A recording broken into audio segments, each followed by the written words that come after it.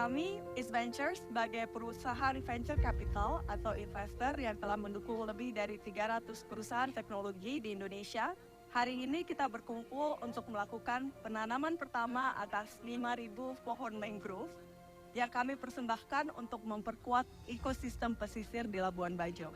5.000 bibit mangrove ini selanjutnya akan ditanam secara bertahap di beberapa titik antara lain Pulau Papagarang, Pulau Kronton, dan Los Bita.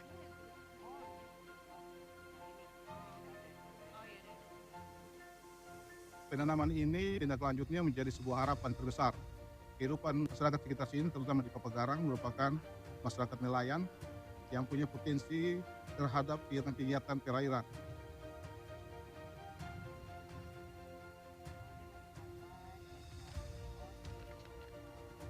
Mangrove ini sebenarnya ada ciri khasnya yang harus diperhatikan sebelum kita menanam.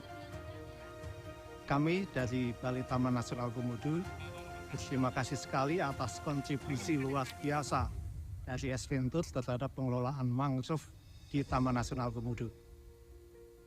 Kegiatan-kegiatan semacam ini lebih sering kita lakukan, kampanye lingkungan agar budaya mencintai alam, budaya menanam mangrove semakin dikembangkan di masyarakat Indonesia.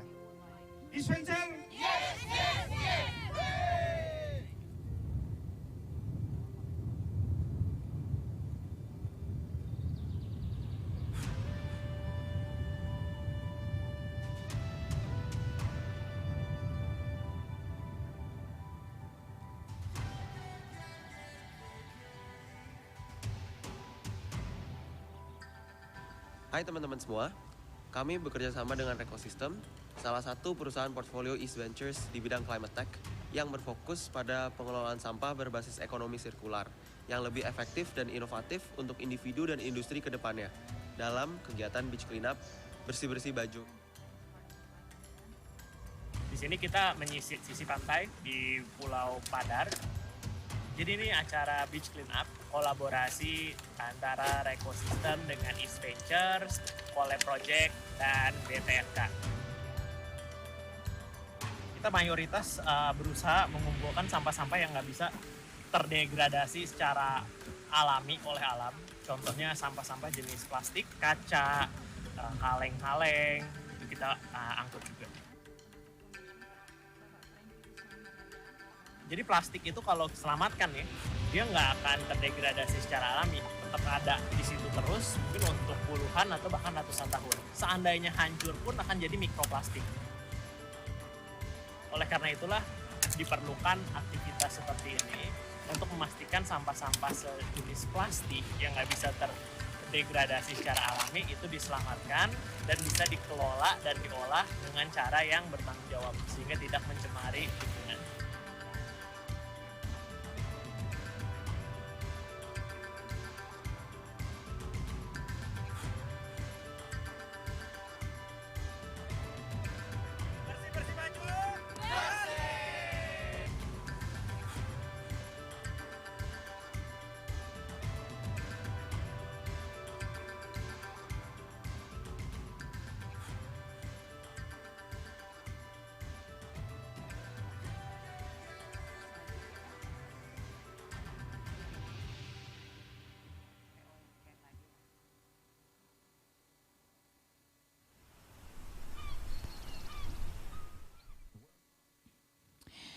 Good afternoon, ladies and gentlemen. Again, we'd like to extend our invitation for all of you who are still at the foyer area to please proceed to the inside of the room and take your seats.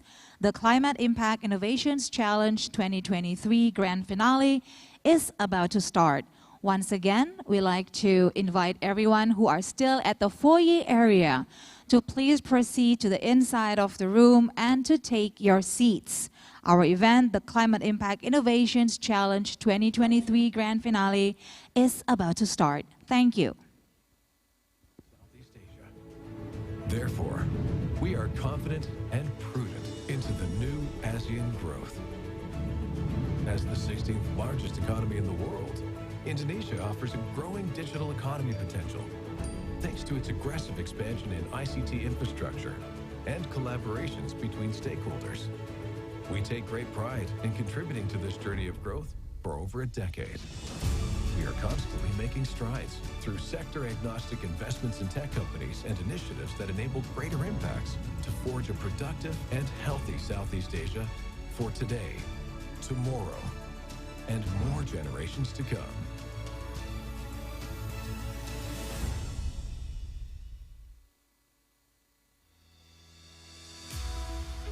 Good morning, ladies and gentlemen, honored and distinguished guests. To welcome you all to the launch of the Climate Impact Innovations Challenge 2023, organized by East Ventures and Temasek Foundation in this beautiful Rumah Kaca Melati at Hutan Kota by Pelataran.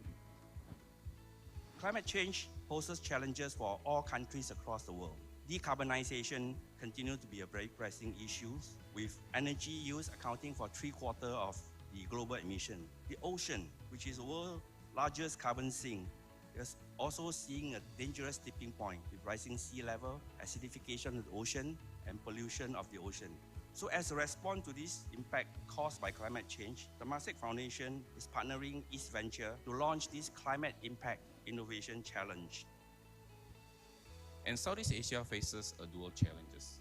First, we were hit by the climate change with regards to food production, maritime activities, and others area. And second, we must also alter our development strategy in renewable energy and mobility that are increasingly contributing to global warming. We believe that there has been a significant progress being made. Against this backdrop, East Ventures and our close friend Temasek Foundation present the Climate Impact Innovations Challenge today. We believe that we're creating impact. It was in our DNA. And of course, for the team, investors here, there's a lot of opportunities. We need this type of exuberance that last time we put for the digital economy to resolve this issue. But it's also an existential problem for us. I'm excited to be here today at the Climate Impact Innovations Challenge, where I think we are celebrating the importance of creativity and innovation to scale and accelerate for climate impact. Now, ladies and gentlemen, this ceremony will represent the 4 tracks. The first is food and agriculture, and then renewable energy, and then mobility, and then ocean. Let's begin the countdown. 3, 2, 1.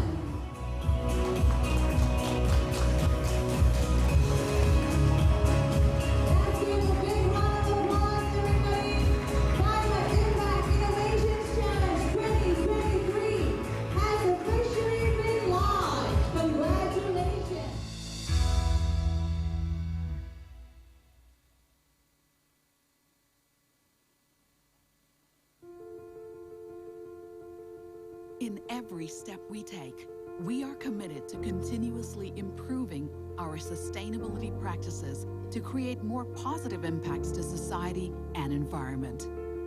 Our mission is to enable high-potential companies to grow by developing and utilizing technology, thereby empowering a more inclusive and prosperous society and economy.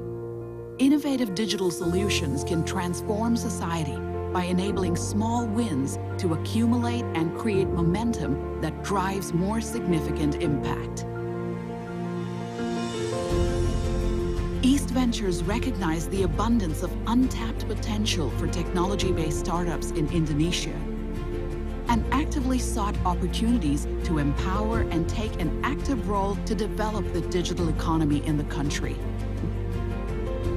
By being transparent with you, we can access the outcomes and consequences of our efforts and to refine strategies in order to catalyze impacts that lead to equitable society and sustainable and livable environments. The whole East Ventures ecosystem has delivered outsized impacts with a strong ESG and SDG integrations. This resonates throughout the investment cycle, in which we follow a sustainable investment strategy that focuses on doing good and avoiding harm. East Ventures pursue a range of initiatives that generate sustainable value for the environment and society. We recognize the critical role of climate impact in shaping the future of our planet. we are reducing our carbon emissions and contributing to net zero targets through investing in climate tech portfolios and sustainability-focused initiatives. We strive to create a supportive and inclusive workplace that values diversity and inclusivity. Our collaborations with stakeholders have been fundamental in creating more meaningful impacts from government, corporations, to local community. We actively seek their input and foster partnerships for shared solutions. As a sustainable investor, we take a practical approach to create an impact. Our unwavering commitment and accountability towards building a sustainable future will remain steadfast for current and future generations.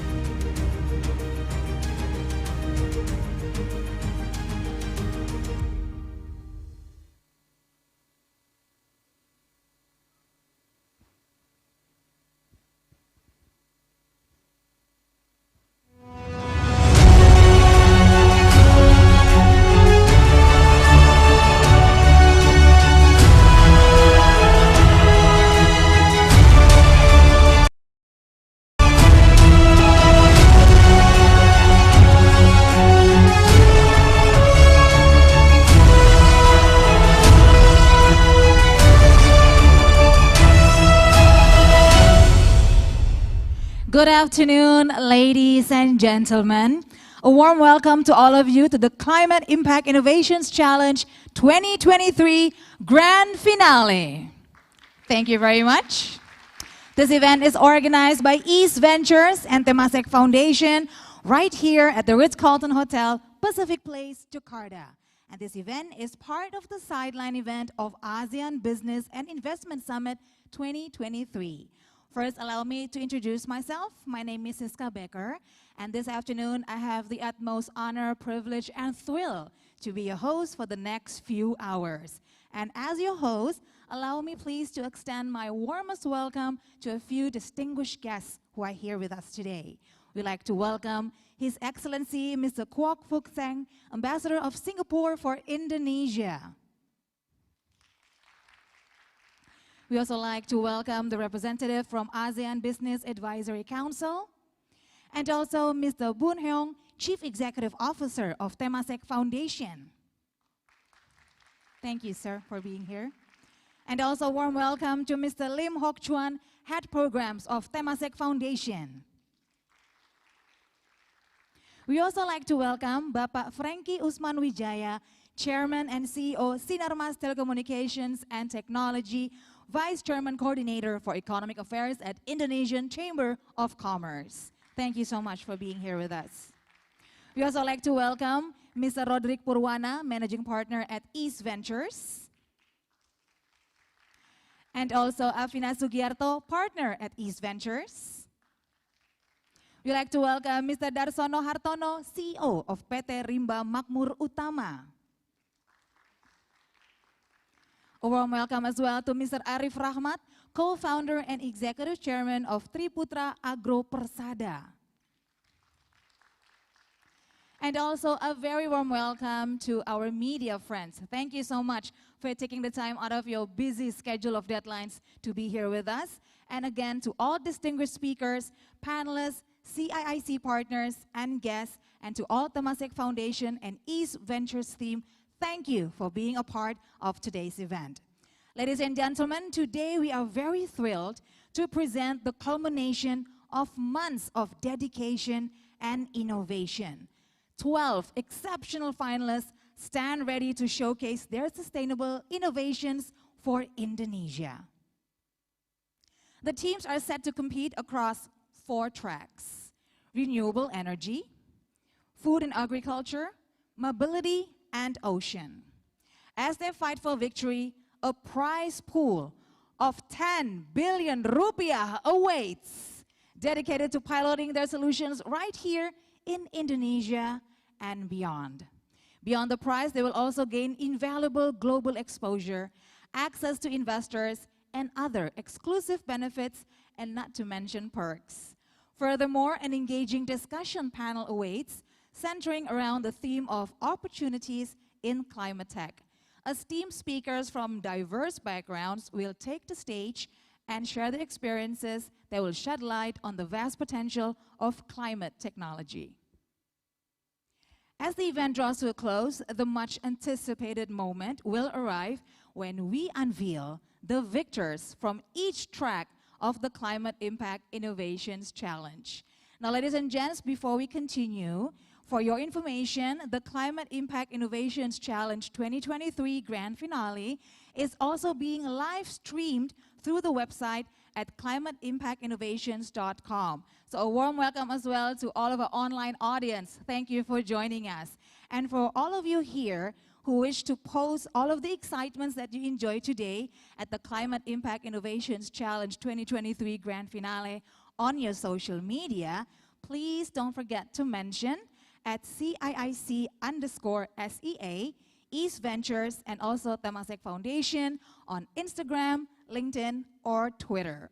All right, ladies and gentlemen, before we start the grand finale, let's watch together the journey of the Climate Impact Innovations Challenge 2023 from its inception to the selection of the 12 finalists who are now poised and ready to today's pitching competition. Climate Impact Innovations Challenge, or CIIC, is Indonesia's largest climate tech innovations platform, brought to you by East Ventures and Temasek Foundation. With the escalating climate crisis in Indonesia, the need for innovative solutions is more pressing than ever before. Therefore, we challenge technology innovators across Southeast Asia to deliver the most exceptional solutions in the 4 tracks, including renewable energy, food and agriculture, mobility, and ocean for Indonesia and beyond. The challenge has gone through several processes. Launched on March 1st, 2023, the Climate Impact Innovations Challenge 2023 opened its application until June 5th, 2023. East Ventures and our close friend Temasek Foundation present the Climate Impact Innovations Challenge today. This platform connects investors, entrepreneurs with innovative solutions to address some of the greatest problems facing our cities in the 21st century. Temasek Foundation is partnering East Venture to launch this Climate Impact Innovation Challenge. We believe that with Indonesia's vast resources of human and social capital, the CIIC will be a very valuable launching pad for emerging disruptive climate innovation. Throughout the application process, we hosted multiple roadshow and information sessions with the experts in the industry. I actually go through to my Insta story from time to time, and then eventually it picked me to actually join one of the roadshow sessions that CIIC team actually made in one of the events. So that's how I get to know about CIIC and applied for it, and we got lucky and be part of the finals. CIIC received more than 330 applicants, which were then carefully reviewed and shortlisted by the shortlisting committee. The shortlisting committee selected 12 finalists of the challenge, consisting of 3 teams from each track. They went through multiple mentorship sessions with industry experts and investors to sharpen their ideas and pitch. The mentoring is really developing us into the utmost limit, so we believe that they set up good, not only for the competition, but for what we do after that as well. Soon, we will witness the final pitch from the 12 finalists to win a prize full up to 10 million Indonesian rupiah, exclusive perks and investment. Let the pitch begin. Let's put our hands together for that incredible journey we just witnessed together.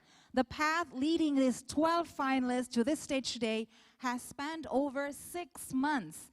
And ladies and gentlemen, none of this would have been possible without the unwavering support of our strategic partners, PLN, Accenture, Triputra Agro Persada, and also our investor partners, Telkomsel Mitra Inovasi, Rumah Group. Thank you also to our challenge partners, AWS, Bibit, Cosmart, Daya Selaras Group, Eco, Fore Coffee, Google, Clareco Communications, Harian Kompas, Liberty Society, Microsoft, Hutan Kota by Pelataran, Sociola, Tech in Asia, Web Engage, World Resources Institute Indonesia, and Sendit. And also thank you to our outreach partners, 7.5 Degree, Angin, Asian Surf Cooperative, Block 71 Indonesia, Changemaker, DailySocial.id, Earth Venture, Ecosystem, Generasi Lestari, Good Food Institute, GK Plug and Play, Impact Hub Jakarta, Impact 2, Innovative 360, Instellar, Kata Data, Kinobi Indonesia, KR Asia, Kumpul, Lingkar Temu Kabupaten, Lestari, Mistletoe, Malaysian Research Accelerator for Technology and Innovation, Ocean Risk and Resilience Action Alliance, Lestari, Republic Polytechnic, Starfindo, Startup X, Technode Global, Thai Startup Trade Association, Thailand Institute of Scientific and Technological Research, UID Foundation, Universitas Pelita Harapan, and Waitro. Let's all give a big round of applause to all of those partners. Thank you so much for your partnership. And now, ladies and gentlemen, to kick off our event, we invite Mr. Roderick Purwana, Managing Partner at East Ventures, as co-organizer of the Climate Impact Innovations Challenge 2023, to come up to the stage and deliver his welcoming remarks. Ladies and gentlemen, Mr. Roderick Purwana.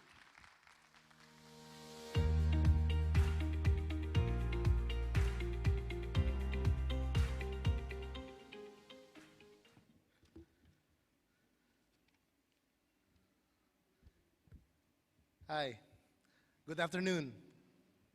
I would like to welcome His Excellency, Mr. Kwok Fook Seng, Ambassador of Singapore for Indonesia, representative from ASEAN-Business Advisory Council, Mr. Boon Hyong, Chief Executive Officer of Temasek Foundation, Mr. Lim Hock Chuan, Head Programs of Temasek Foundation, Mr. Frankie Usman Wijaya, Chairman and CEO, Sinarmas Telecommunications and Technology, Mr. Arif Rahmat, Co-founder and Executive Chairman of Triputra Agro Persada, media friends, all distinguished speakers, panelists, CIIC partner, and guests, Temasek Foundation, and East Ventures team as well. A very good afternoon to all of you. First of all, I would like to chart the path towards a sustainable and resilient future. Since our inception in 2009, we have strongly believed in technology as a means or tools that have a big role in making things happen more effectively and efficiently. This belief stands, and we believe technology will continue to play a big role in making climate change solutions more accessible, effective, and efficient. Resonating insights from our East Ventures co-founder, Wilson Chuacha, during the grand launch of CIIC 2023, Southeast Asia faces a dual challenge. First, we were hit by climate change with regard to food production, maritime activities, and other areas. Second, we must also alter our renewable energy and mobility development strategies, which increasingly contribute to global warming. Based on this, CIIC has been created to focus on the 4 tracks to tackle these pressing issues, including renewable energy, food and agriculture, mobility, and ocean. These tracks are designed to specifically support the main priorities of the Indonesian government in mitigating climate change. We believe CIIC serves as the real action to provide more chances for investments and networks, nurturing more ideas and collaborations for the climate tech innovators in creating solutions that can be applied not only in Indonesia, but also beyond. Since the program's launch on March 1st, 2023, we have received more than 330 applications that present visionary ideas and entrepreneurs who are strongly promising to tackle climate change. We truly appreciate the excitement, and we believe each team and individual has contributed a unique perspective to the climate change mitigation and adaptation discourse. As we approach the climax of this competition, let us not forget the importance of celebrating not only the winners, but also the spirit of innovation that binds us all. Every idea shared, every effort made, and every solution presented is a step towards a more sustainable world. Regardless of the outcome, each participant has contributed significantly to the global fight against climate change. On this occasion, I would like to also thank all of the partners who have supported and contributed their efforts and time to supporting and succeeding in this program. Thank you so much. We believe this journey does not end here. It is merely the beginning of a broader movement towards a greener, more sustainable world. As a venture capital firm, and since the first day East Ventures was founded, creating impact has always been a part of our DNA. And we're determined to do even more. We're committed to channeling our role, support, and participation in the real initiatives that will forge a productive and healthy Southeast Asia for today, tomorrow, and more generations to come. Thank you.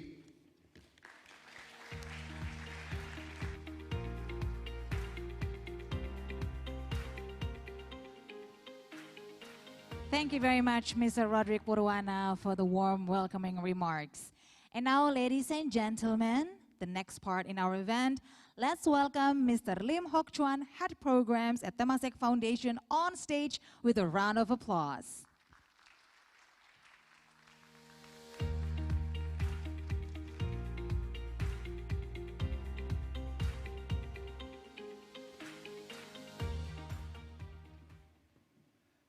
Your Excellency, Singapore's Ambassador to Indonesia, Mr. Kwok Fook Seng, Pak Roderick Purwana, Managing Partner, East Ventures, distinguished partners, distinguished guests, ladies and gentlemen, a very good afternoon to all of you.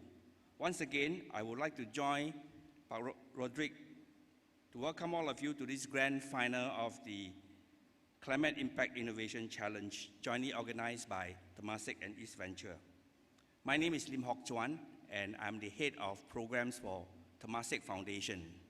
Temasek Foundation is the philanthropic arm of Temasek, a global investment company based in Singapore. We fund translational research. We help innovators bring their innovation from the lab into the commercial space to produce goods and services that will benefit the community. So to this end, the Temasek Foundation, together with East Ventures, have jointly organized today's CIIC to crowdsource for impactful solutions that will address key climate issues and pilot them in Indonesia. As we begin this afternoon's grand final for the CIIC Challenge, I would like to thank many people for making this grand final possible. First and foremost, I want to express our heartfelt thanks to Pak Luhut and the Coordinating Ministry for Maritime and Investment Affairs for the strong support he has given to us and the CIIC. And a big thank you to Pak Arshad Rashid, the Chair of the ASEAN Business Council, for supporting us. In the last few months, a team of officers and staff has worked long hours to evaluate the 330 submissions and selected 12 finalists for today's grand final. All this would not have been possible without the East Venture team, as well as our 55 partners. Together, they help us publicize the CIIC, provided insights and expertise during the shortlisting exercise, as well as provide mentorship to the finalists. Their hard work and contribution have brought us to where we are today. So a very big thank you to East Ventures and to all our partners. A special thanks also to our investment partner, Roma Group, for offering investment prize to help the finalists scale their impact. Thank you very much, Thomas. Yeah. The Climate Impact Innovation Challenge stands as a testament to what we can achieve when like-minded partners come together with purpose and determination. We are in for an exhilarating afternoon at today's grand final, where 12 finalists, climate tech startup takes the stage to pitch for over 10 billion rupiah worth of grant and investment prizes in the 4 tracks of renewable energy, mobility, food and agriculture, and ocean. These finalists have been selected from 330 applications from Indonesia and beyond. The competition was keen and intense. So to all the 12 finalists present in this room, my congratulations to you for making it to the grand final. Each one of you has developed solutions that can have significant positive impact in addressing our climate challenge. So in many ways, you are all winners. And we look forward to welcoming you to join us in the list of CIIC winners to make an impactful improvement to global renewable energy landscape, to mobility, food and agriculture, and the ocean system. So as I conclude, I'm reminded that innovation knows no bounds. So I look forward to continually working with all of you, our finalists and our like-minded partners, to build the CIIC that continues to be an impactful launchpad for climate innovation in Indonesia. Thank you very much.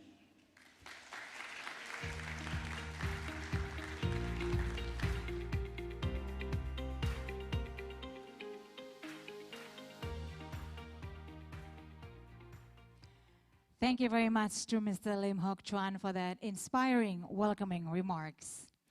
Ladies and gentlemen, up next, I would like to invite you to shift your attention to the screen in front to welcome Mr. Arshad Rashid, Chair of ASEAN-Business Advisory Council, or ASEAN-BAC, who has a few words of advice and well wishes for the Climate Impact Innovations Challenge 2023 and for all of us here today. Here he is.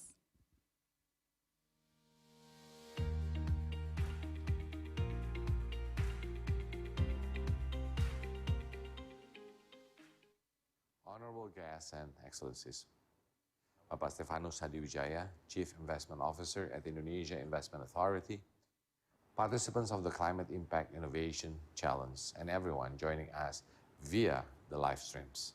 Assalamualaikum warahmatullahi wabarakatuh. Salam sejahtera bagi kita semua. Shalom, Om Swastiastu, Namo Buddhaya, salam kebajikan dan salam sehat untuk kita semua. I am Arshad Rashid, Chair of the Indonesia Chamber of Commerce and Industry, and also Chair of the ASEAN-Business Advisory Council 2023. And it is with deep regret that I could not be with you all in person at this transformative event. However, I'm honored to be part of this occasion through this recorded message. In our vast evolving world, sustainable innovation is no longer an option. It is a necessity.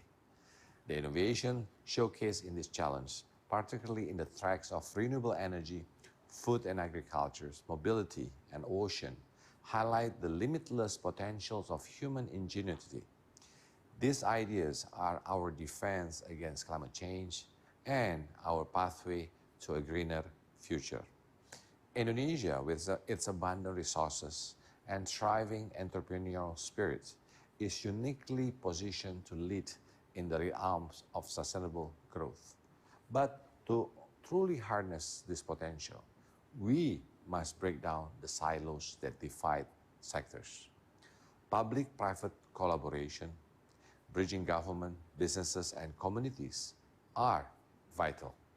Together, we can drive change at a pace and scale unimaginable when working in isolation.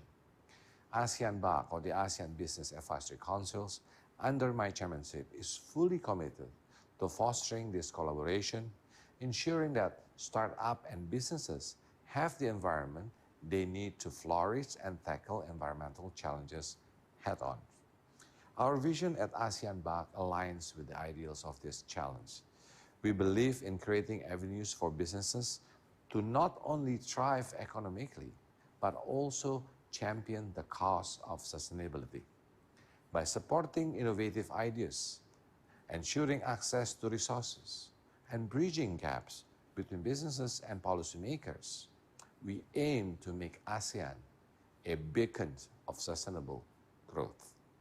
The Climate Impact Innovation Challenge, spearheaded by East Ventures and Temasek Foundation, is an exemplary initiative. By providing a platform for tech startups to showcase their sustainable innovation, you are paving the way for tangible impact solutions against the looming threat of climate change. The 10 billion rupiah prize pool, mentorship from industry experts, and the potential for global exposures are not just rewards. They are investment in our future. I commend East Ventures, Temasek Foundations, and all involved in organizing this grand challenge. I'm truly inspired by the drive and the passions of the finalists, and I'm optimistic about the positive change they will bring about in Indonesia and beyond. In closing, I'd like to reiterate the importance of collective actions. Challenges of this magnitude requires the concerted effort of all sectors of society. Let's champion these innovative solutions, foster collaborations, and pave the way for a sustainable future for Indonesia and the entire ASEAN region. Terima kasih. Thank you. I wish all the finalists the best of luck and may the most innovative and impactful solution emerge victorious. Wassalamualaikum warahmatullahi wabarakatuh. Thank you very much to Mr. Arshad Rashid for taking the time to make that very special video message to all of us as the keynote speaker of today's event. Ladies and gentlemen, now we dive into the heart of the Climate Impact Innovations Challenge 2023 Grand Finale. There are a number of key players.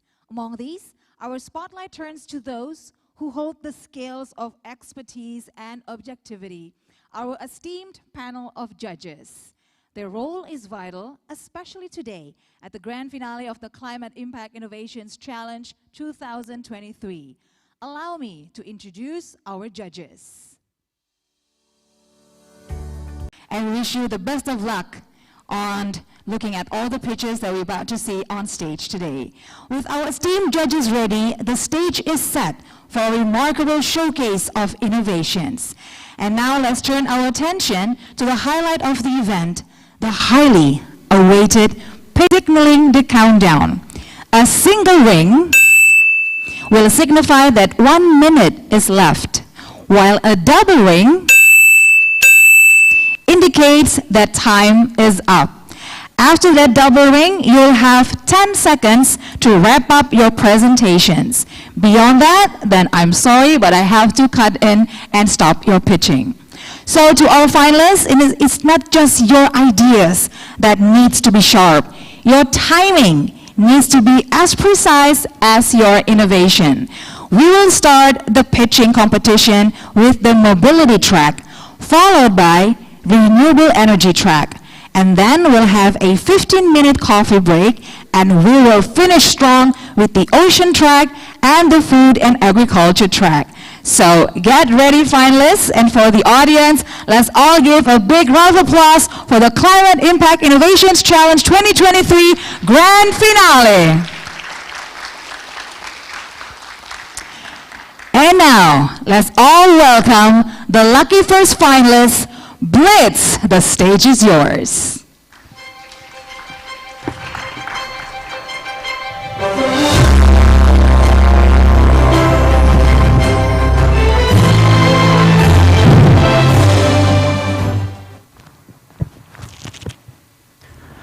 Good afternoon, everyone. My name is Savia. I'm the founder of Blitz. And I'm wearing this mask not because of COVID, but because of actually a far bigger problem that we have. If you didn't know, Jakarta was just announced the most populated and polluted city on the planet. What an amazing achievement. This means that by just breathing the air outside, we're literally killing ourselves one breath at a time. But do you know who is most impacted by this? The gig drivers, the guys that bring you your morning coffee, the Lazada drivers, the Gojek drivers. The company for the last 1 year has been systematically tackling every single one of these issues. We are the next evolution in what a logistic company can be. We don't manufacture EVs or sell EVs or rent them. We don't sell software. We don't sell manpower. What we instead do is take all these components and sell their byproduct, the output of what happens when you take a gig driver, give him an electric vehicle, and then you orchestrate his delivery through our tech stack. what ends up happening is these drivers are getting deliveries better suited to their skill set. We're collecting the data from these vehicles to determine which drivers are faster, slower, safer, more aggressive. The careful drivers get deliveries according to their skill set. They get vaccines, they get fragile items. The faster drivers now get guaranteed faster deliveries. The result is that our clients are happy with the KPI performances of these drivers. The drivers are earning far more than they were ever earning before while not emitting any emissions.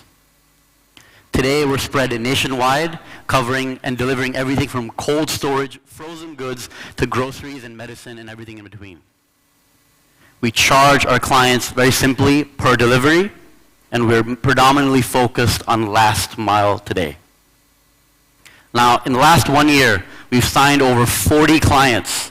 Some of our incoming and existing clients you can see behind me. And as I said, we are already spread to 16 cities nationwide, still being the first and only mover in the entire region with this exact business model that's generating revenue. Now, our environmental impact continues to grow every single day with every delivery we perform, and is also noticeable in the emissions that we're preventing by directly offsetting gasoline vehicles on the ground. But something that's far closer to my heart and why I started this company is a social impact. By giving these drivers delivery suited to their strengths, what they're now getting are more packages that they can perform. More packages for them means more income for them. They no longer have to wait 1 Grab delivery today, 2 Gojek deliveries tomorrow. There's no unpredictability anymore. With our system, these drivers are not only performing better, but earning far, far more. And that's why I started this company in the first place. And as I said, within this region itself, in Asia Pacific, we're the only ones that are doing this, though there are 2 other companies in India with a very similar business model. And of course, none of this would be possible without my team. The strength of this team, their executing abilities, is why I'm able to stand in front of you today and share our achievements. And without them, none of this would have been possible, and that's something that no competitor can just replicate like that. Now, I'm here today in front of you to advocate Blitz for the Mobility CIIC grant. So you see, this investment is not going into a pre-pilot or a paper idea with doubts and uncertainties. It's going to take an existing idea in a smaller logistic field and concentration and allow it to expand outwards and get bigger and bigger. Today, we handle last mile and same day. We want to be able to go into first mile and mid mile. Today, we do and focus mainly on 2-wheelers. We want to go to 3 and 4-wheelers. And prevent emissions in those industries as well as creating those jobs. And our yearly timeline is reflective of this, as well as the 6 sustainable development goals that we hit. So I'm here today to advocate for this and for the CIIC funding to allow us to scale bigger, scale faster, lower more emissions, not just in one logistics sector, but throughout the entire logistics supply chain. Thank you so much. All right, great job, Blitz, the lucky first finalist from the first track, Mobility. Now you've used up your pitch session. Now we're going to move forward to your Q&A session. You have 2 minutes to answer 1 question from the judge. Mr. Wesley, please ask your question to Blitz. They have 2 minutes to answer. Hi. Hi, may I ask, so for Blitz, your model, how do you intend to fund the capex of having all these EV bikes? And a related question is, how do you think about differentiation with respect to all the last mile players in Indonesia today?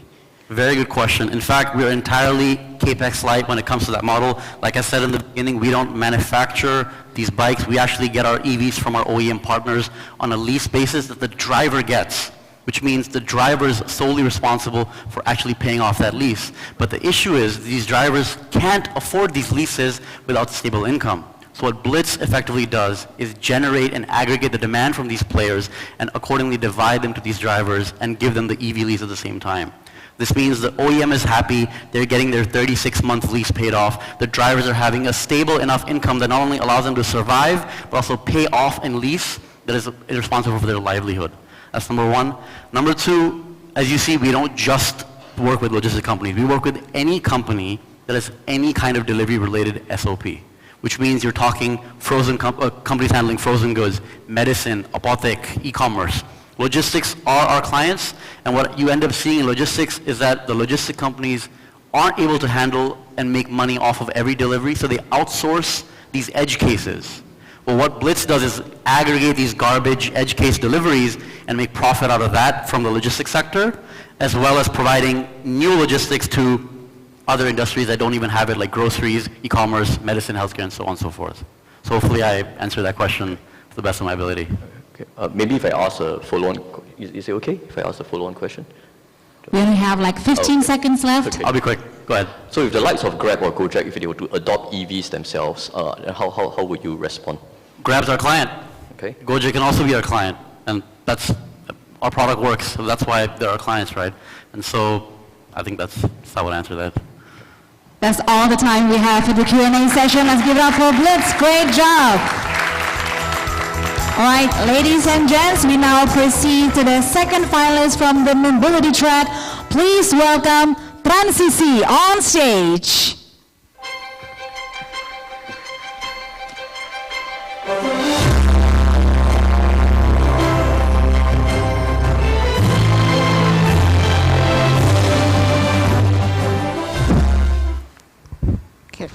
Yeah. Hello everyone, my name is Amanda. Before I start today's presentations, if you have 300 million rupiahs, would you rather choose electric cars or petrol cars? So 9 out of 10 people will choose petrol car instead of electric cars. Because you know what? Most people don't want to be worried on the chargers. They just want to buy car. Why do I need to be worried to charge my cars, right? So how do we accelerate the EV, even though the government has set policy, incentives, but is this push enough to make us to 13 million and 2 million e-cars by 2030, right? It's not enough. The projection and the realization of EV chargers are not meeting the requirement. So it's a really chicken and egg problem. Do we accelerate the EV first, or do we accelerate the charging first? And today, our solution, we would show and address how to increase EV chargers. This solution is for you who want to step into the mobility, the future EV. And this solution is also for you, people who own fleets, people who own business on e-cars and e-bikes that wants to operate but a lot of problems. And this is also for you who still have 10 chargers but want to come and expand and scale up to more and more EV consumers. So what are we? Transisi is a charging as a service company, and there are two things that we want to address. We are providing the charging station management system, and also we provide the interoperability. What does the two mean? So on the charger management system itself, our fleet owners, business players, we provide the state-of-art, and that we give a new pioneering a new layer of technology that creates charging hardware agnostic. We address different types of chargers. We have also automatic charging station monitoring and billing.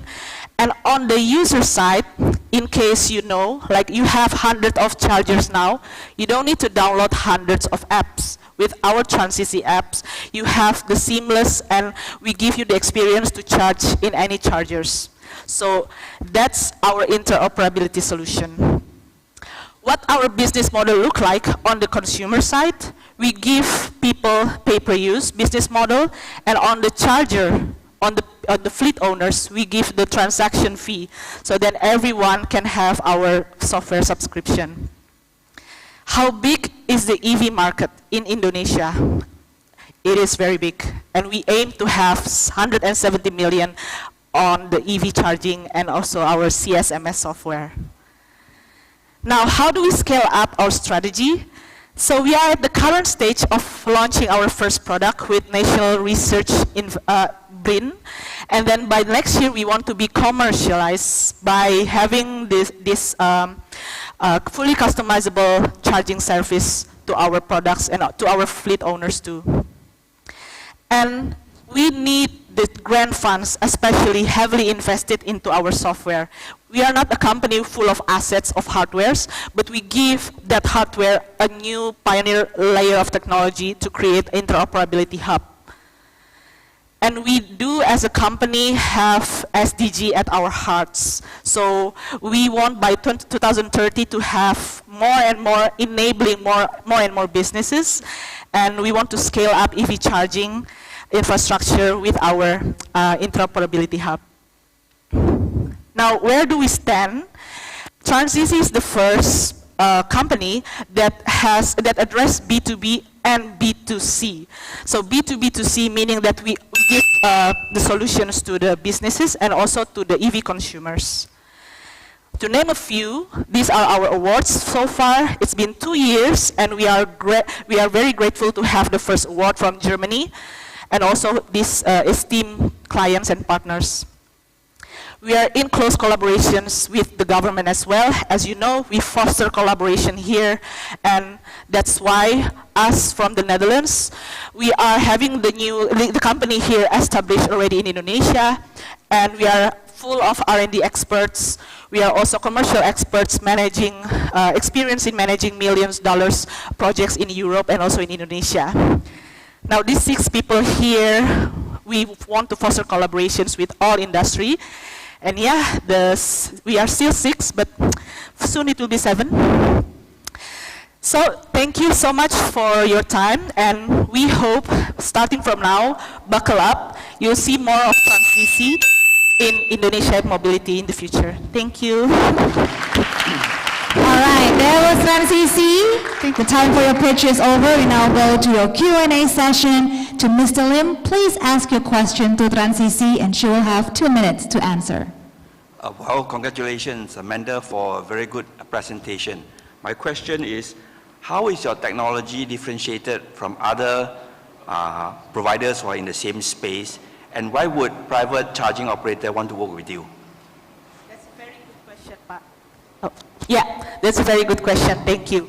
What makes us different is, first, we are fully customizable. Our software is tailored to every partner's and to every charging point operator's needs. So for example, company A from outside Indonesia, they want to come to Indonesia with only have a capability of 10 chargers, but they want to expand to 1,000 customers. With us, Transisi, we tailor our software to company A, and then we also introduce them to the customers right to their door. With what? With the single app, and we address all chargers. We can address all types of EV cars. So with only 10 chargers, company A is able to sell their electricity to more than 1,000 customers. And that is what interoperability hub means. We are addressing all EV, addressing all point owners. Okay. No more questions? We still have about 45 seconds. All right then, that's the end of the Q&A session for Transisi. Congratulations for your pitch. The best of luck to you and the rest of your team. And thank you, Mr. Lim, for your question. And now, ladies and gents, we move on to the third and last finalist for the mobility track. Please welcome onto the stage, Baniql.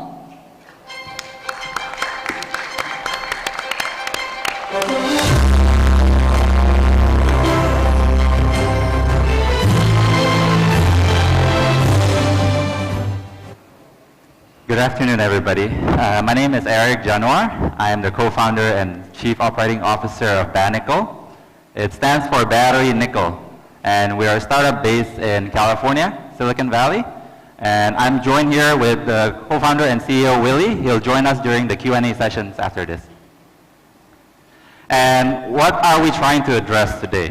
So first of all, we're trying to make battery-grade nickel production. Everybody here might be aware it's the hot topic today. But what's the challenge? First of all, it's very expensive. It requires billions of dollars.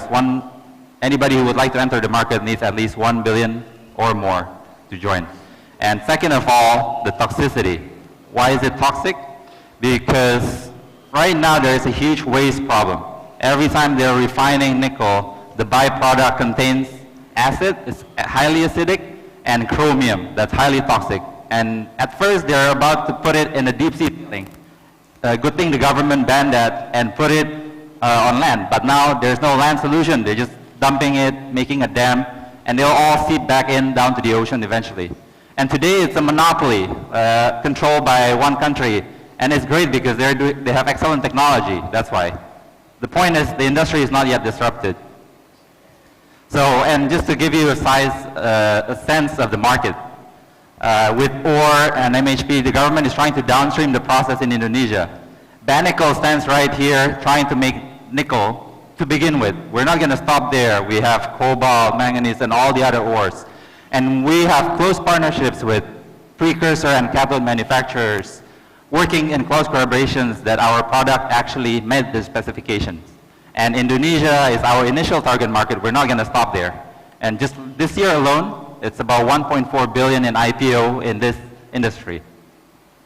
What is our solution?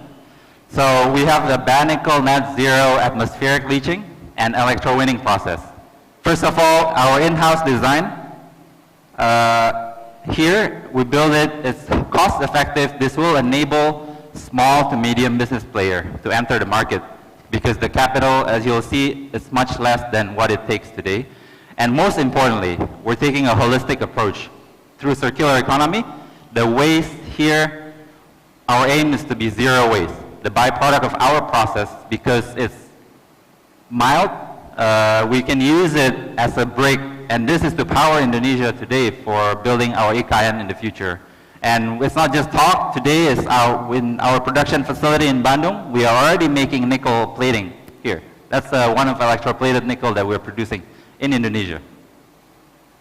And just a quick overview of the technology. We're not only making it from ore, and our ore is actually a waste because it's on the top soil. People would just dump it away. We're able to process that at a low cost. And also, recycling will be the big thing because this thing will, digging from earth will only last maybe in the next 5 to 10 years. The future is all recycling. So our technology is capable to adopt for the future with the leaching process and the separation, and most importantly, the electrowinning process. And this is our first MVP. We make a nickel powder and nickel sulfate in our lab in San Jose, California. And how do we get to commercialization?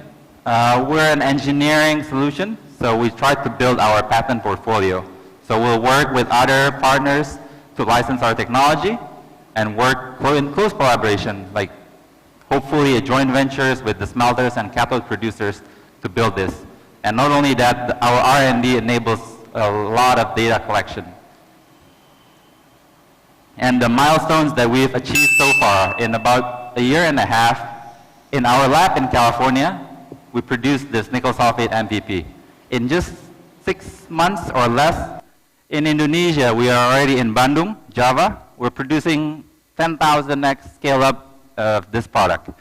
And our partner in Korea have proven that we can actually turn our nickel sulfate into battery.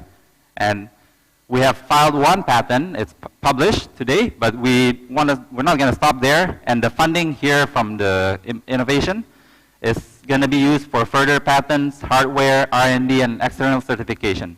And actually, I'm very happy to announce that we're closing our 1.5 seed round, which is about 23 billion rupiah, very soon. So this will kickstart and all of this, the impact is about 33 billion and 1.5 gigaton of CO2 reductions with this production into waste material.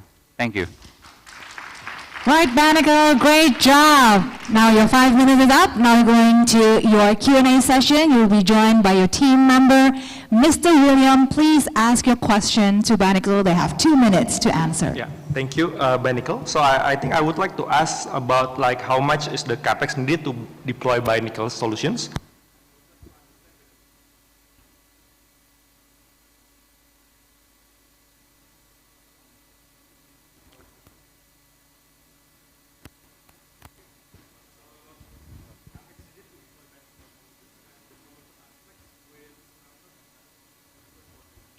Can you explain more on that? And it's actually, that's a great question. We have it right here. Initial traditional method, it's about $1.2 billion. With our process, we project it's only about 0.7, so $700 million. And this is the levelized cost of production for nickel. The traditional is $15,000. Our process is about $12,000. Okay, and what about like the model like with the cathode producers that you mentioned earlier? What will be the commercial aspect here? In that aspect, we're gonna do a joint venture in between those cathode producers like LG, Umicore, Samsung. We have a very tight connections with their engineering team.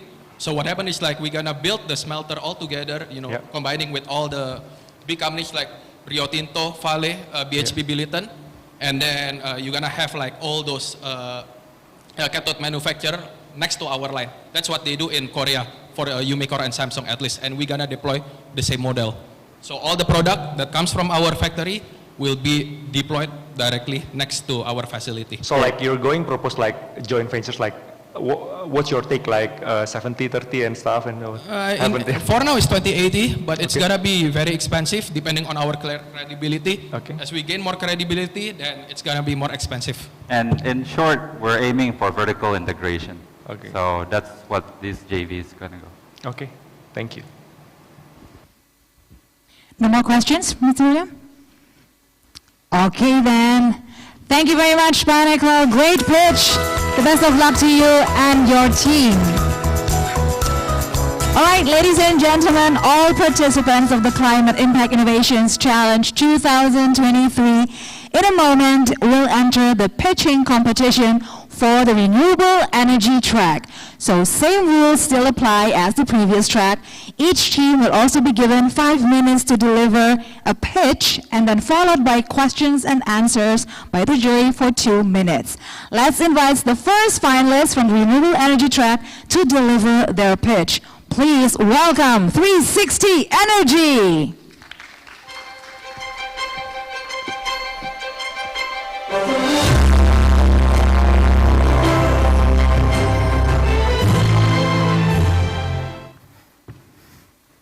Good afternoon. Sustainable aquaculture is the key to securing a low-carbon food source.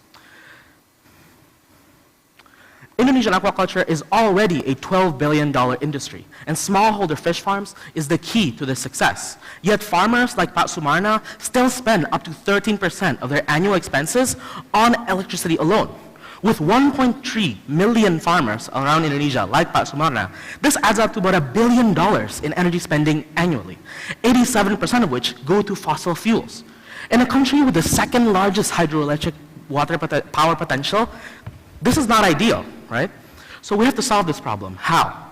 This is a two-pronged issue, and we have the solution that will kill 2 birds with 1 stone. The moped microgrid is a scalable, non-intermittent clean energy microgrid for Indonesia. At the core of it is Guppy, a gravitational water vortex power plant, which generates power consistently, unlike solar, requires minimal infrastructure, unlike traditional hydro. We've been able to achieve a levelized cost of electricity of 400 to 1400 rupiah per kilowatt hours, half of what solar plus battery would take in similar situations. If this is too good to be true, I can assure you it's not. Our Pak Sumarna's farm can show we've been able to increase his fish production by 2.5x and decrease electricity spending by 67%, allowing him to spend on what truly matters, his family. At the same time, we're able to avoid emissions at the same rate as 2,100 mangroves. The way we see it, the path to sustainability starts with level 0. Traditional farms, like Pak Sumarna's, are functional but not efficient. When you incorporate technologies like auto feeders and aerators, you can increase productivity, increase profits, but still dependent on fossil fuels. We want to incorporate clean energy. And what that does is match profitability with sustainability, right? Because we believe that combined intervention would increase farms' profit by 267%, as proven by Mr. Sumarna, by doubling farmers' revenue and increasing profit margin by 10%. At the same time, there is massive potential. There's total addressable market of 4.2 trillion across all industries in Indonesia, 3.8 trillion just in aquaculture, and 1.8 trillion of which are from farms which already partner with digital cooperatives like eFishery, Dalos, Fishlog, and others. We aim for maximizing impact. We've already done 2 pilot projects in Sukabumi and Bandung, which prove that we can bring traditional level 0 farms up to productive level 2 standards, right? Now, we're aiming to focus on level 1 farms that already have agrotech and also incorporate and partner with digital cooperatives so that we can scale aggressively. Then, we will expand on the market by deploying moped for both level 1 and traditional farms. The first part of this will adopt a model that's been tested and proven by the solar industry. So hydro-leasing will allow zero upfront cost power plants to accelerate market adoption for fish farms. Repayments will go through digital cooperatives to ensure constant repayments. This will reduce electricity spending for farmers by 46%, increase operational spending for operational margin for farmers by 6%, and for investors, this means 460 rupiah per kilowatt hours, a steady ROI, and a 6-year payback period. For the grant from CIIC, we have to spend 60% on deploying 20 of our first microgrid under the commercialization phase, 20% on R&D, and 20% on operations. Of course, this wouldn't have been possible without our amazing board of advisors, and of course, our team, and our partners and collaborators. Thank you.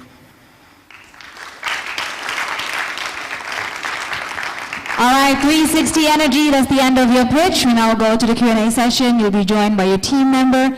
Mr. Thomas, please ask your question. You have 2 minutes to answer. Thank you very much. That was very exciting. You're talking about the commercialization model as a leasing model, but that, I guess, means that you will carry all the CapEx. Is that correct? And if not, how are you planning to finance it? Do you want to take this one? Or? Yes, thank you for the question. So yeah, for the initial CapEx, it will be covered by 360 Energy as a company. And then, as we mentioned before, that we will charge a service fee, and that's where we will regain our CapEx. That's in a nutshell how our business model works. Okay, but if you're really as successful as I think we all hope you are, then you will need a lot of capital going forward if it is purely a leasing model. So have you thought about whether the farmers can actually buy the units, or are you thinking about bringing external financing in to cover that while you get your leasing cost through? Yes, we have calculated the possibility of farmers to obtain the power plants, and we have to admit that it is not for all farms. Obviously, we have some risk assessment before we build that power plant, and we have found that quite a lot of farms able to obtain our products. I was fortunate to get your pre-material also, and I saw you've been running pilots until June last year. That was the first pilot. What's been the feedback from the farmers about the operational performance of the units in terms of consistency? I can take this one. So because it's hydropower, it's relatively consistent power output. Now, of course, whenever we want to deploy something, we have to take an extensive feasibility study, which we have done and which we will continue to do for every single project, right? So for the farmer side, they're happy. And in fact, most of them, because Pak Sumarna is the head of a cooperative union, a lot of his friends within the union are asking us to say, I want to apply for one, I want to apply for one. But then we were focused on optimizing that one and deploying the one in Bandung, and now that's when we are starting to socialization and deploying another power plants, if that makes sense. Gentlemen, time is up for your Q&A session. Let's hear it for 360 Energy. Congratulations, guys. The best of luck to you and your team. We now continue with the second finalist from the renewable energy track. Please welcome Solano Energy.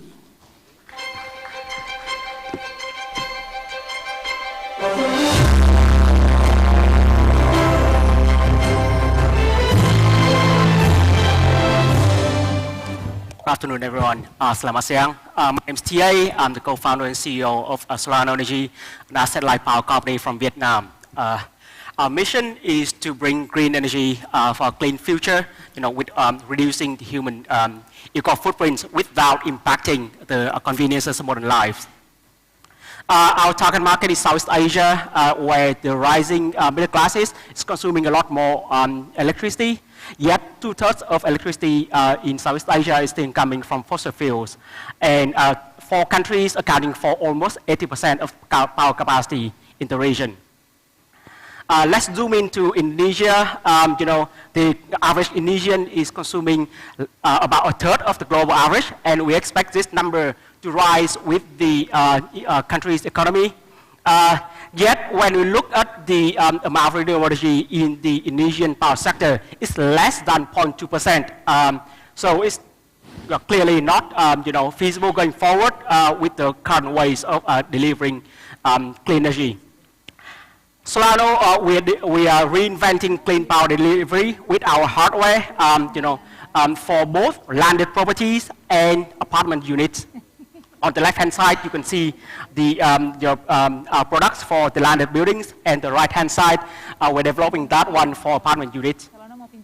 Our customers would be able to triple the usable solar output with our system, half the break-even period, and almost eliminate their utility bills.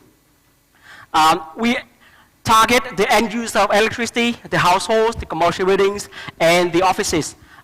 We reach them through two main channels, direct sales and through partnerships. By the way, any of you here know a developer or an architect would love to talk with you.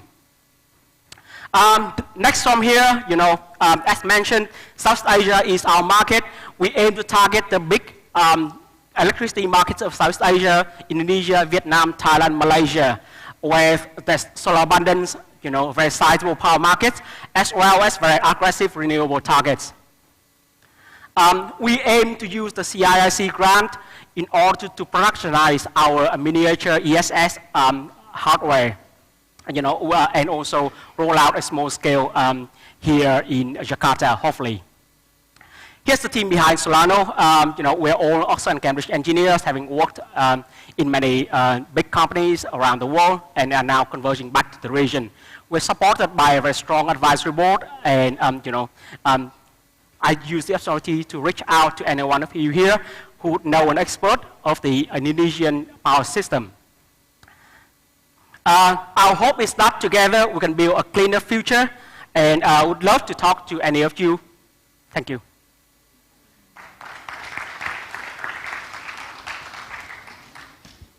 All right, you actually have 2 minutes left. You sure you don't have anything to add? All right, confident, I like that. So now we'll continue with the Q&A session for Solano Energy. Mr. Edward, please ask your question, and he'll have 2 minutes to answer. Thanks for coming all the way to Jakarta. Thank you. Perhaps for the sake of the audience and for the sake of the judges too, would you mind, for us to understand a little bit from your side, why you want to attack particularly in this clean energy business with your solutions? That's first. And the second one, you could, perhaps you could explain a little bit of your business model. Yep. And the third, how are you planning to scale those business model? So those three, so that we have a little bit more context of what you do, and then how you're going to make your business sustainable. Thank Thanks. you. Great questions. So first, why I want to use our approach to tackle this problem.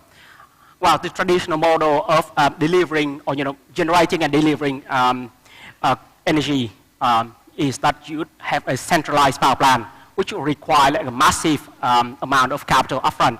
Let's say an average thermal power plant, you need to front up billions of dollars. So our approach is literally just selling little pieces of the generation system to the end users, and that in essence also answers the same question, how we how we go to market. We sell our system to the end users.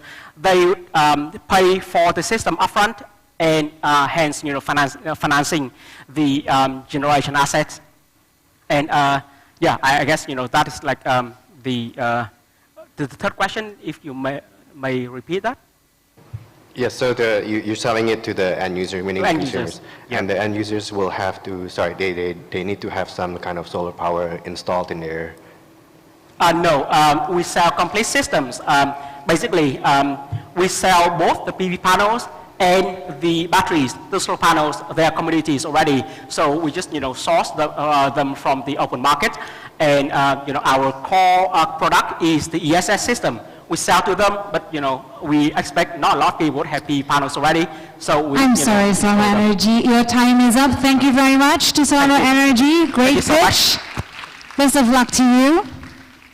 Ladies and gents, we now move on to the third and last finalist for the renewable energy track. Let's welcome AfterOil.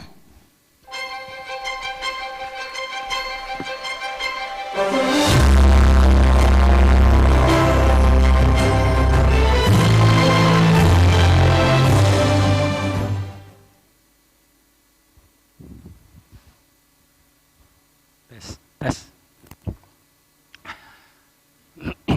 Hi everyone, I'm Rivo, CEO of AfterOil. AfterOil is distributed renewable energy solution based on circular bioeconomy to fulfill our energy needs beyond oil, coal, and gas. Look outside. The sky is full of smoke and dark. The eyes become red. The air makes us choke and cough. Do you feel the same? I do. Honestly, I lost my voice yesterday. Luckily, I got it back today. Alhamdulillah. People always blame fuel vehicle pollution and coal power plants. But have you thought that the blue tank we use every day at home for cooking, that's the same? It's the second winner. So why we are willing to spend $11.2 billion to buy dirty, expensive, imported, and subsidized energy? If in the end we ruin our environment by releasing almost 25 megatons every year to the sky, it doesn't make sense. It doesn't make sense.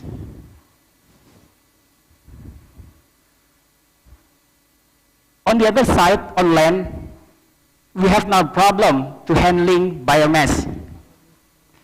AfterOil has looked at these two major problems since 5 years ago, how to develop and produce advanced biofuels from biomass.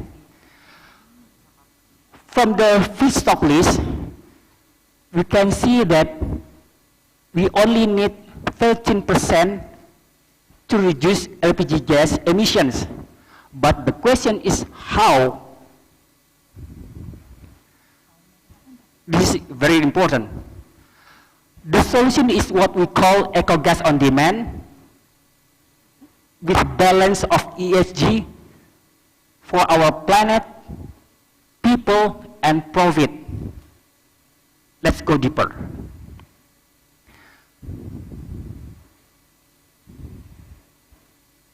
This is not me. By using biosyngas from biochar, we save our planet by reducing 3 kilogram CO2 for every kilogram LPG replacement. Oops, sorry. And it has also a very low carbon footprint because of local fuels. It means produce and consume in the same area. In our ecosystem, we empower the local community to convert biomass into biochar with ASP reactor, and people use smart tube to get renewable gas on site and in time for heating and power generation. And you can see, next, you may also further processing in production of advanced biofuels. Is it profitable? Of course.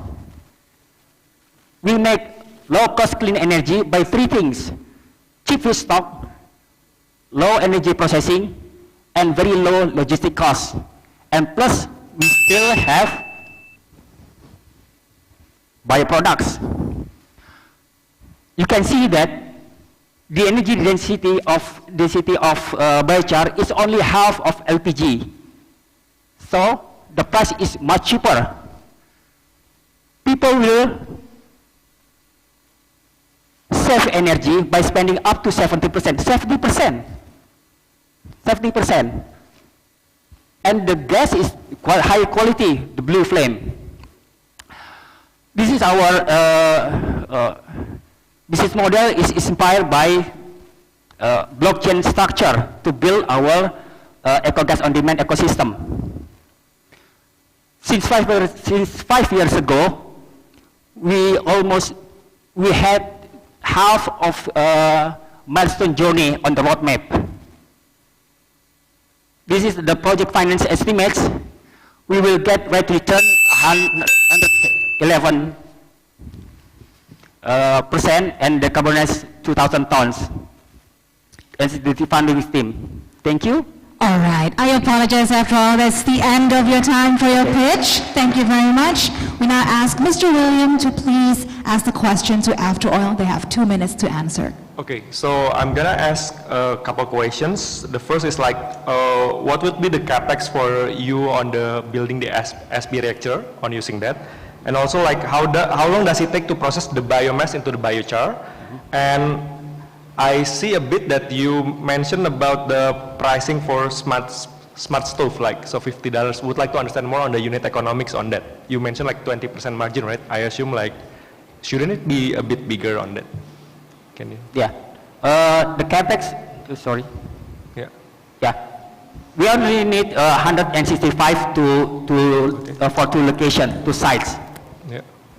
165,000 for 2 sites, and we got the revenue from the selling the stove, smart tube, and also the biomass itself, biochar. Yeah. How long do you processing? That? Yeah, the processing. It takes only hours. Hours. Yeah.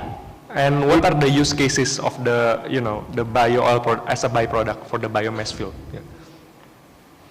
You mean bio oil or biochar? Bio oil. Bio oil, yeah, it's only the byproducts. Yeah. When the mass production, we got the biochar. In the same time, we got the bio oil. Okay. And the other side, we capture the flue gas, yeah, and we combine with the ash to make a biofertilizer. Okay. So can you see this one? Yeah. Oh, sorry. And the community, we capture the flue gas, and we buy back the ash from the user. The ash, the same price. So the user only use the energy they use. We buy back the same price for the ash because we will combine with the flue gas to make it biofertilizer. Okay. Got it. Thank So you. there is only any waste. Yeah. Thank you. And that's the end of the Q&A session for AfterOil. Thank you very much, judges. Thank you, AfterOil, for your pitch. Best of luck to you. All right, ladies and gentlemen, we are done with the mobility track and renewable energy track. That means we are halfway through the pitching competition, and we will now have a 15 minutes break. So please enjoy all the snacks and refreshments that's being served outside at the foyer area. But please we remind you to come back here at 3 p.m. to watch the pitching competitions from the ocean track and food and agriculture track finalists. So for now, enjoy your coffee break, and we'll see you back really soon. Thank you.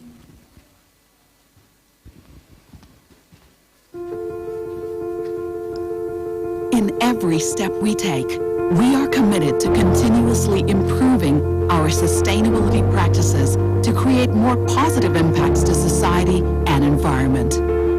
Our mission is to enable high-potential companies to grow by developing and utilizing technology, thereby empowering a more inclusive and prosperous society and economy. Innovative digital solutions can transform society by enabling small wins to accumulate and create momentum that drives more significant impact. Ladies and gents, again, we kindly invite you to enjoy coffee and refreshments that's already been served at the foyer area.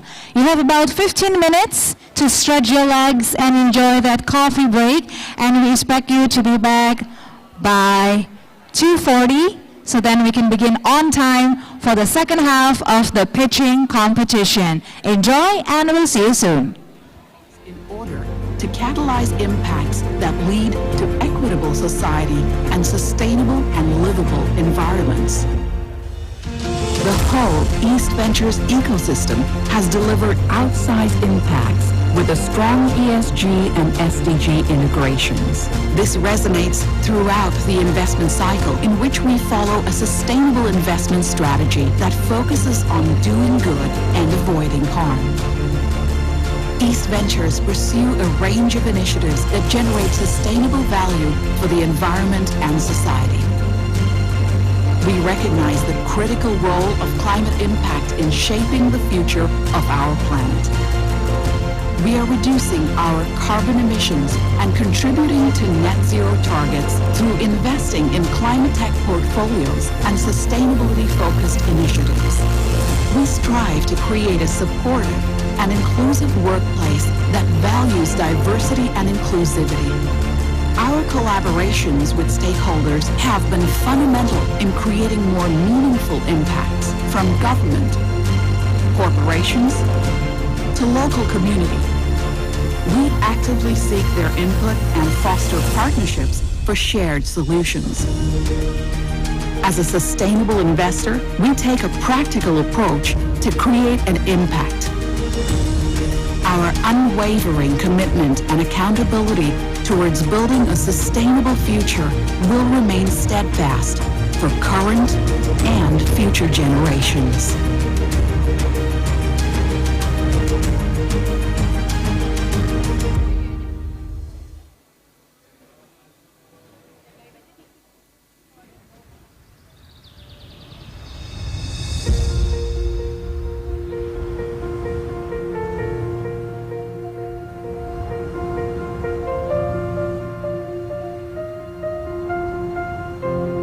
Kami, East Ventures, sebagai perusahaan venture capital atau investor yang telah mendukung lebih dari 300 perusahaan teknologi di Indonesia, hari ini kita berkumpul untuk melakukan penanaman pertama atas 5.000 pohon mangrove yang kami persembahkan untuk memperkuat ekosistem pesisir di Labuan Bajo.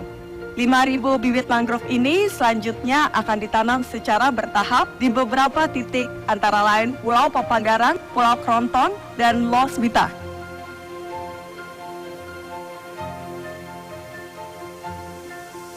Penanaman ini tindak lanjutnya menjadi sebuah harapan terbesar. Kehidupan masyarakat sekitar sini, terutama di Papagaran, merupakan masyarakat nelayan yang punya potensi terhadap kegiatan-kegiatan perairan.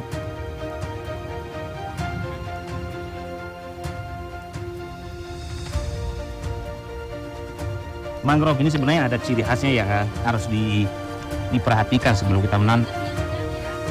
Kami dari Balai Taman Nasional Komodo berterima kasih sekali atas kontribusi luar biasa dari East Ventures terhadap pengelolaan mangrove di Taman Nasional Komodo. Kegiatan-kegiatan semacam ini lebih sering kita lakukan, kampanye lingkungan agar budaya mencintai alam, budaya menanam mangrove semakin dikembangkan di masyarakat Indonesia. East Ventures, yes, yes, yes.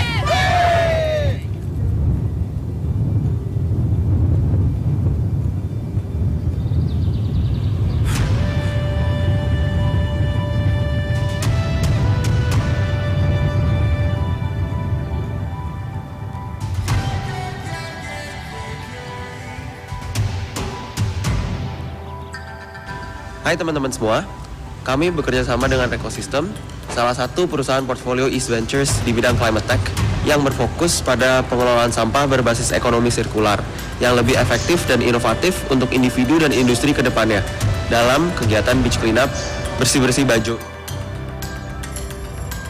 Di sini kita menyisir sisi pantai di Pulau Padar. Jadi ini acara beach cleanup, kolaborasi antara Ekosistem dengan East Ventures, Qarbotech, dan BTNK. Kita mayoritas berusaha mengumpulkan sampah-sampah yang nggak bisa terdegradasi secara alami oleh alam. Contohnya sampah-sampah jenis plastik, kaca, kaleng-kaleng, itu kita angkut juga. Jadi plastik itu kalau diselamatkan ya, dia nggak akan terdegradasi secara alami, tetap ada di situ terus, mungkin untuk puluhan atau bahkan ratusan tahun. Seandainya hancur pun akan jadi mikroplastik. Oleh karena itulah diperlukan aktivitas seperti ini untuk memastikan sampah-sampah sejenis plastik yang nggak bisa terdegradasi secara alami itu diselamatkan dan bisa dikelola dan diolah dengan cara yang bertanggung jawab sehingga tidak mencemari lingkungan.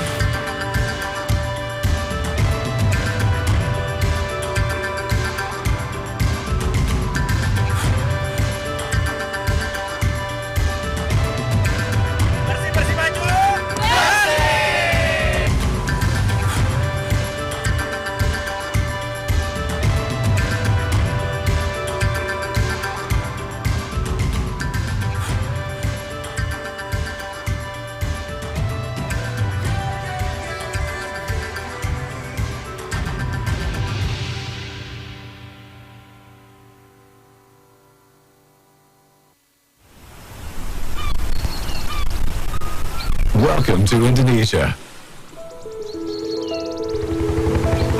the largest archipelago of more than 17,000 islands.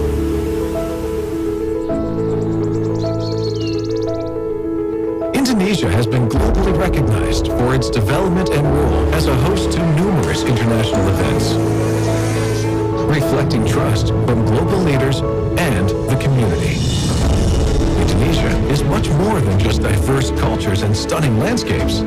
With an enormous population and established infrastructure, the country has become an economic driver in ASEAN and Southeast Asia. Therefore, we are confident and prudent into the new ASEAN growth. As the 16th largest economy in the world, Indonesia offers a growing digital economy potential thanks to its aggressive expansion in ICT infrastructure and collaborations between stakeholders. We take great pride in contributing to this journey of growth for over a decade. We are constantly making strides through sector-agnostic investments in tech companies and initiatives that enable greater impacts to forge a productive and healthy Southeast Asia for today, tomorrow, and more generations to come.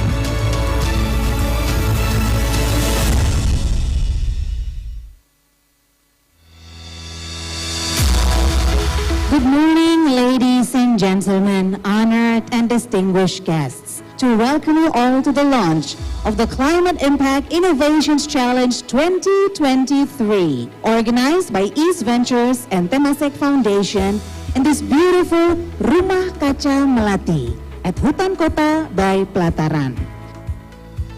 Climate change poses challenges for all countries across the world. Decarbonization continues to be a very pressing issue, with energy use accounting for 3/4 of the global emission. The ocean, which is the world's largest carbon sink, is also seeing a dangerous tipping point with rising sea level, acidification of the ocean, and pollution of the ocean.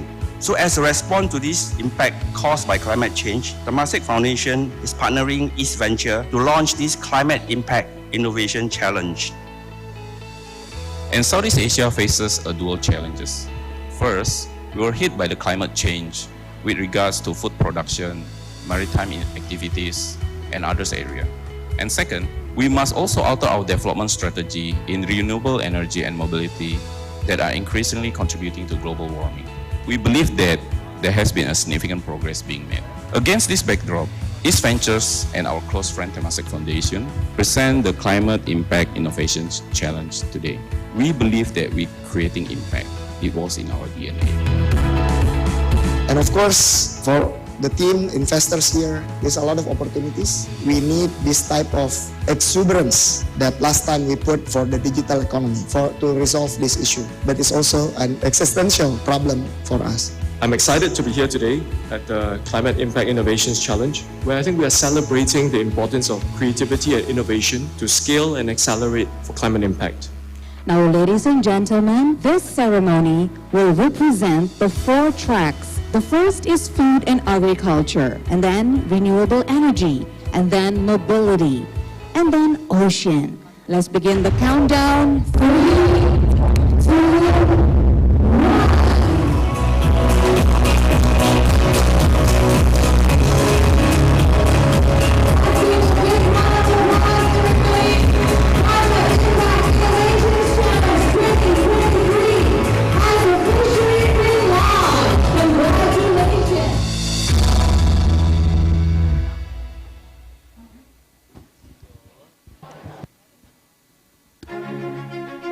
Climate Impact Innovations Challenge, or CIIC, is Indonesia's largest climate tech innovations platform, brought to you by East Ventures and Temasek Foundation.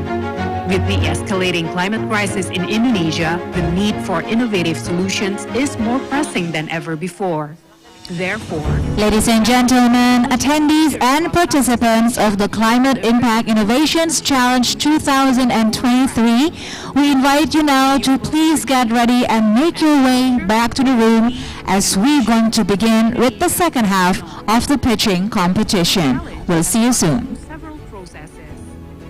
On March 1st, 2023, the Climate Impact Innovations Challenge 2023 opened its application until June 5th, 2023. East Ventures and our close friend Temasek Foundation present the Climate Impact Innovations Challenge today.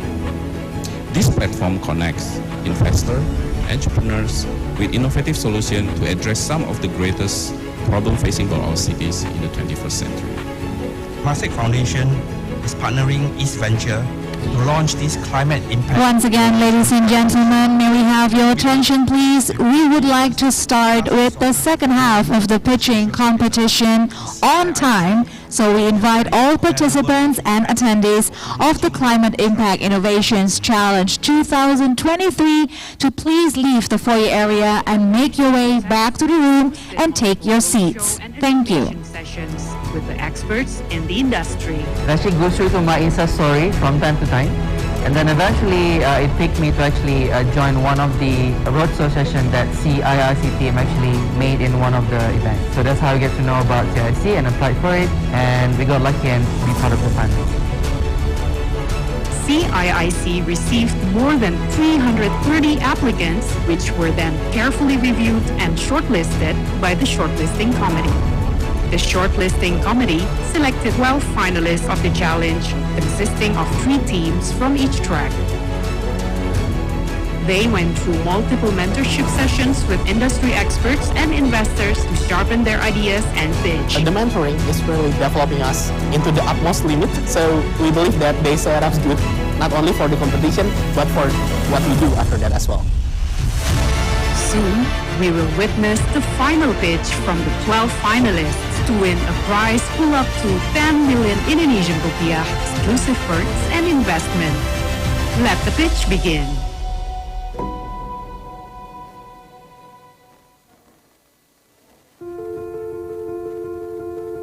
In every step we take, we are committed to continuously improving our sustainability practices to create more positive impacts to society and environment.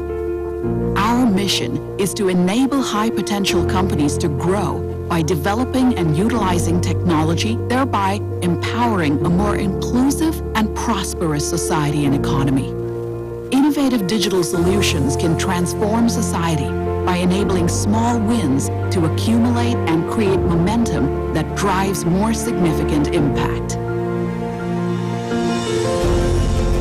East Ventures recognize the abundance of untapped potential for technology-based startups in Indonesia and actively sought opportunities to empower and take an active role to develop the digital economy in the country. By being transparent with you, we can access the outcomes and consequences of our efforts and to refine strategies in order to catalyze impacts that lead to equitable society and sustainable and livable environments. The whole East Ventures ecosystem has delivered outsized impacts with a strong ESG and SDG integrations. This resonates throughout the investment cycle, in which we follow a sustainable investment strategy that focuses on doing good and avoiding harm. East Ventures pursue a range of initiatives that generate sustainable value for the environment and society. We recognize the critical role of climate impact in shaping the future of our planet.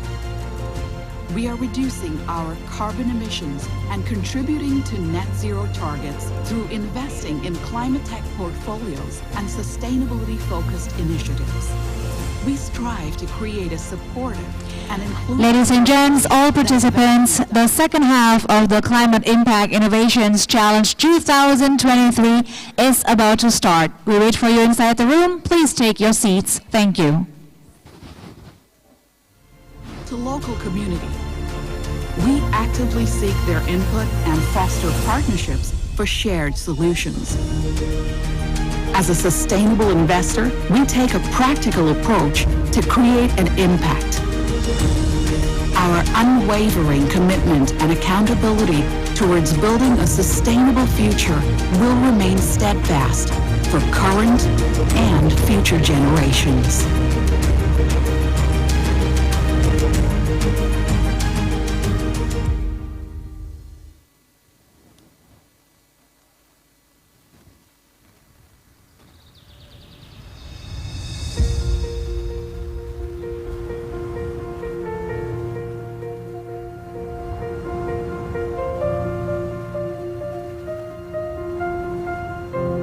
Kami, East Ventures, sebagai perusahaan venture capital atau investor yang telah mendukung lebih dari 300 perusahaan teknologi di Indonesia, hari ini kita berkumpul untuk melakukan penanaman pertama atas 5.000 pohon mangrove yang kami persembahkan untuk memperkuat ekosistem pesisir di Labuan Bajo.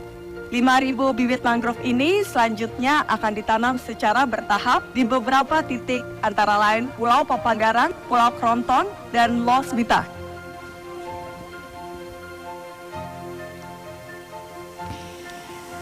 Penanaman ini tindak lanjutnya menjadi sebuah harapan terbesar.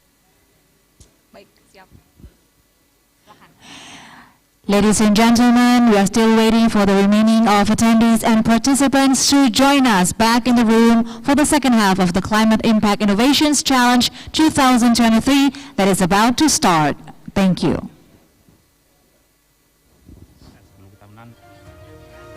Kami dari Balai Taman Nasional Komodo berterima kasih sekali atas kontribusi luar biasa dari ASEAN-BAC terhadap pengelolaan mangrove di Taman Nasional Komodo. Kegiatan-kegiatan semacam ini lebih sering kita lakukan, kampanye lingkungan agar budaya mencintai alam, budaya menanam mangrove semakin dikembangkan di masyarakat Indonesia.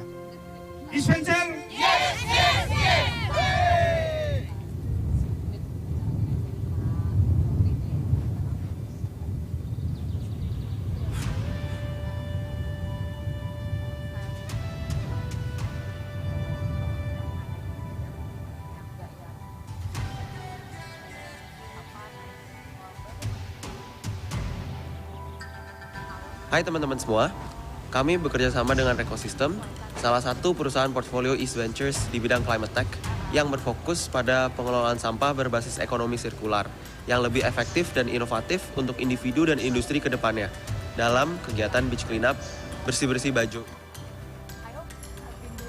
Di sini kita menyisir sisi pantai di Pulau Padar. Jadi ini acara beach cleanup, kolaborasi antara Ritz-Carlton dengan East Ventures, Collab Project, dan BTNK. Kita mayoritas berusaha mengumpulkan sampah-sampah yang nggak bisa terdegradasi secara alami oleh alam. Contohnya sampah-sampah jenis plastik, kaca, kaleng-kaleng, itu kita angkut juga. Jadi plastik itu kalau diselamatkan ya, dia nggak akan terdegradasi secara alami, tetap ada di situ terus, mungkin untuk puluhan atau bahkan ratusan tahun. Seandainya hancur pun akan jadi mikroplastik. Oleh karena itulah diperlukan aktivitas seperti ini untuk memastikan sampah-sampah sejenis plastik yang nggak bisa terdegradasi secara alami itu diselamatkan dan bisa dikelola dan diolah dengan cara yang bertanggung jawab sehingga tidak mencemari lingkungan.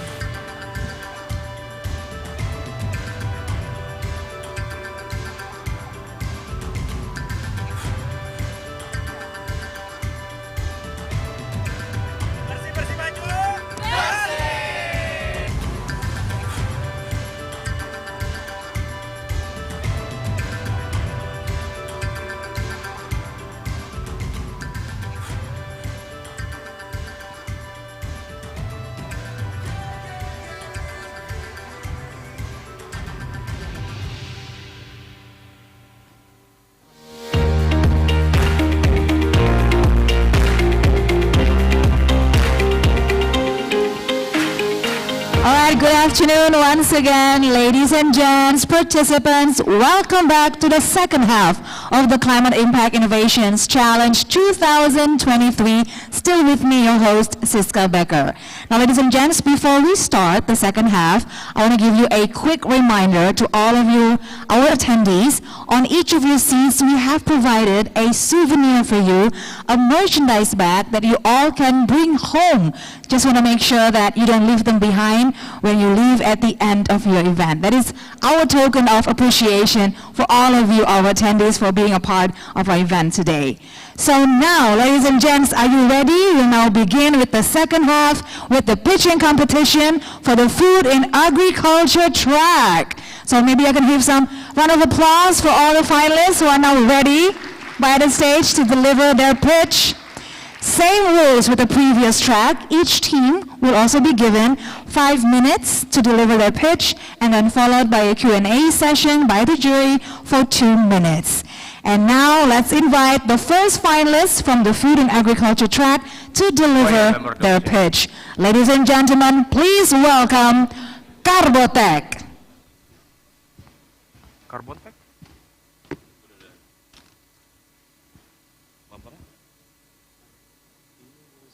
West for change, not Qarbotech.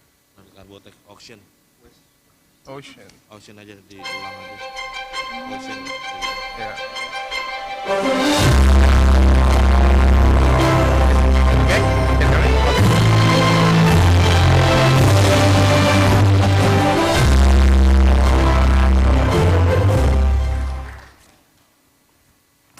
Hey everyone, I'm Bagas. Let's take a moment to picture this. Globally, an equivalent of 1 truckload of plastics enter our oceans every single minute. And in Indonesia alone, around 620,000 tons of plastic a year also enter our oceans. And without any interventions, this number is set to double by 2040, which makes it 1.2 million tons a year. So, tackling this issue, we initiated a project, Citarum Repair Project in Bandung, a city which just recently also declared a waste emergency and closed its landfill. And in this facility, we're able to manage almost 500 tons of plastics from Citarum River. Despite our effort, we actually haven't really solved the problem yet. We only moved the problem from point A to point B, which is from the river to the landfill. Why? Because this is what so-called low-value plastics. This type of plastic has zero economic value, or even minus, and it's really hard to recycle. So we have a problem to constrain our operations because we cannot sell this material, and this type of material will always be neglected, continue burdening our environment. So since 2021, we've been trying to find solutions to solve these so-called low-value plastics. And some of the funding also have been secured in the early 2023. And with the help of the CIIC today, we will finally be able to solve this challenge. So our solutions is to transform these low-value plastics into a product like this. This is called plastic board. We can also turn a furniture from this product. And as of supply, we will get the supply not only from the river, but also from land, leveraging our existing collaboration with informal waste sectors and also waste banks. And yes, there is a market.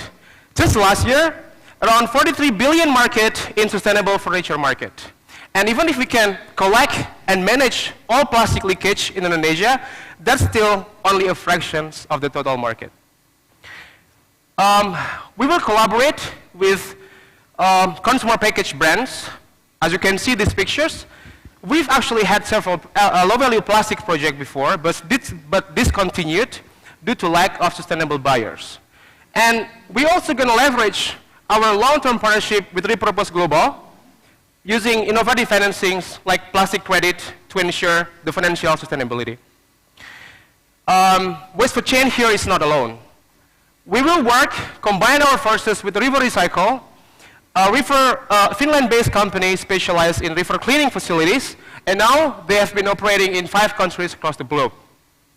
We believe with our combined expertise, we can deliver these solutions successfully. And together, we want to position ourselves to be able to solve low-value plastics or ocean plastics at scale, compared to competitors with smaller quantities.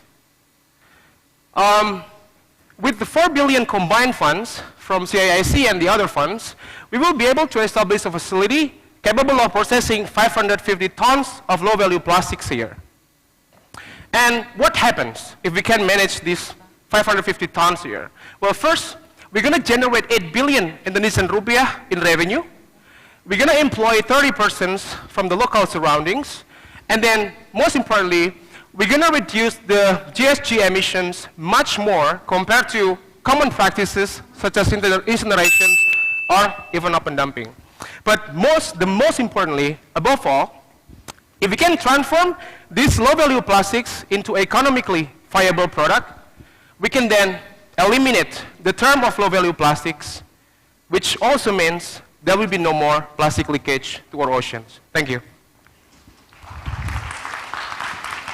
All right, waste of change. Thank you so much for your pitch. And I just want to quickly apologize for the slight mix-up in my script earlier. I should have introduced waste for change, and the first track is ocean track. But I commend you for not missing a beat and delivering a great pitch. So if anything, I actually have given you extra points for not folding even with those changes. Give it one more time for waste for change. And now we move on to the Q&A session. But the impacts. And the customers you're referring to here, and also in your presentation, have you actually been able to sell anything to them yet? Yes, we did. We've had several low-value plastic collection projects. I think with Nestle, for example, in 2021, we managed to collect, I think, around 100 tons of low-value plastics, and we used to send it to the cement industry using co-processing technology, but it discontinued because, it's not sustainable to send it to cement industry because it's cost, right? It's not making any money at all. Okay. I think we only have 10 seconds, so probably not for a question. No more questions? And there you have it. That's your time on stage. Thank you so much. Waste for change. The best of luck to you and your team. We're now going to move on to the second finalist for the ocean track. Please welcome Azura Indonesia. The stage is yours.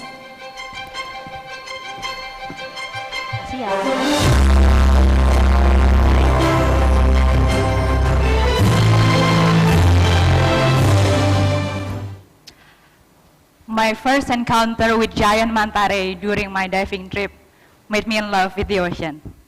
So I moved to Bali, easier access to seafood and free diving. Anyone here loves seafood and scuba diving?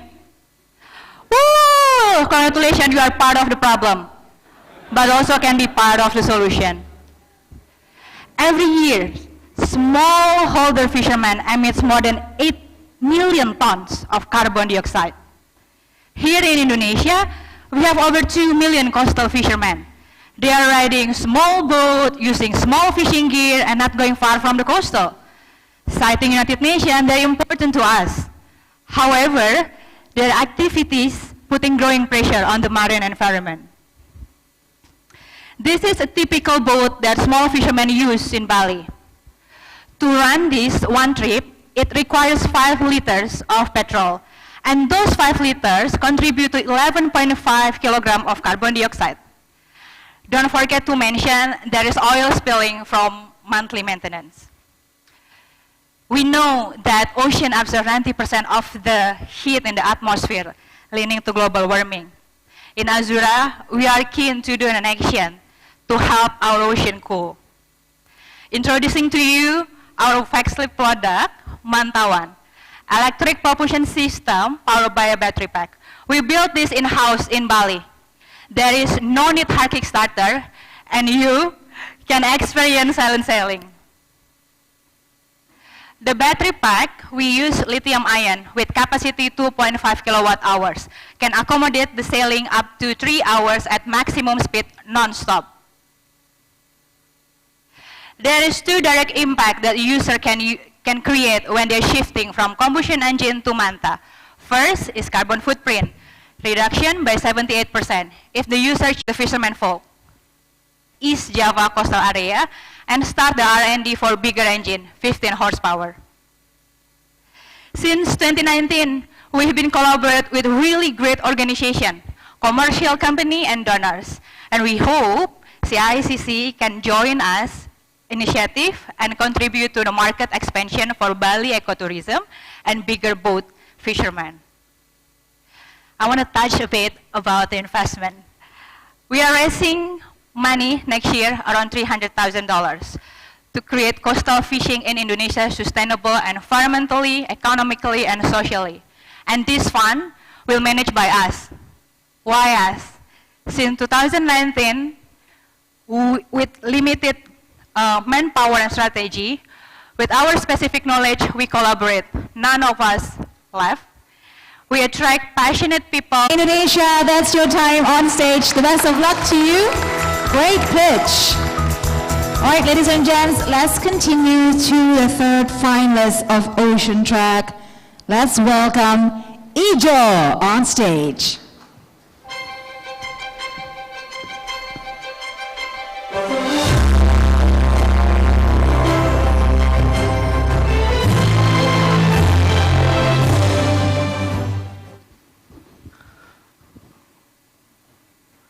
Okay, let's start.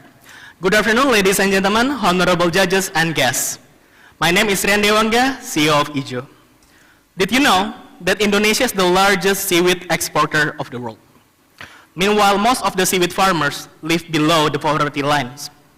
And the product is exported as raw materials, later to be developed in another country and imported back as final product to Indonesia. But what if we can do more? What if we can develop the seaweed into solutions that solve the global plastic waste problem, bringing billions of dollars profit, of course, while leveling up the local seaweed farmers' quality in Indonesia? Are you interested? Let me show you how. In a lifetime, Indonesia is producing 2.3 trillion of plastic drinking straw. Straw is one of the hardest to recycle, meaning most of them will become microplastics. You can clean up the surface of the ocean, you can clean up the surface of the river, but the leakage of microplastic will still be there.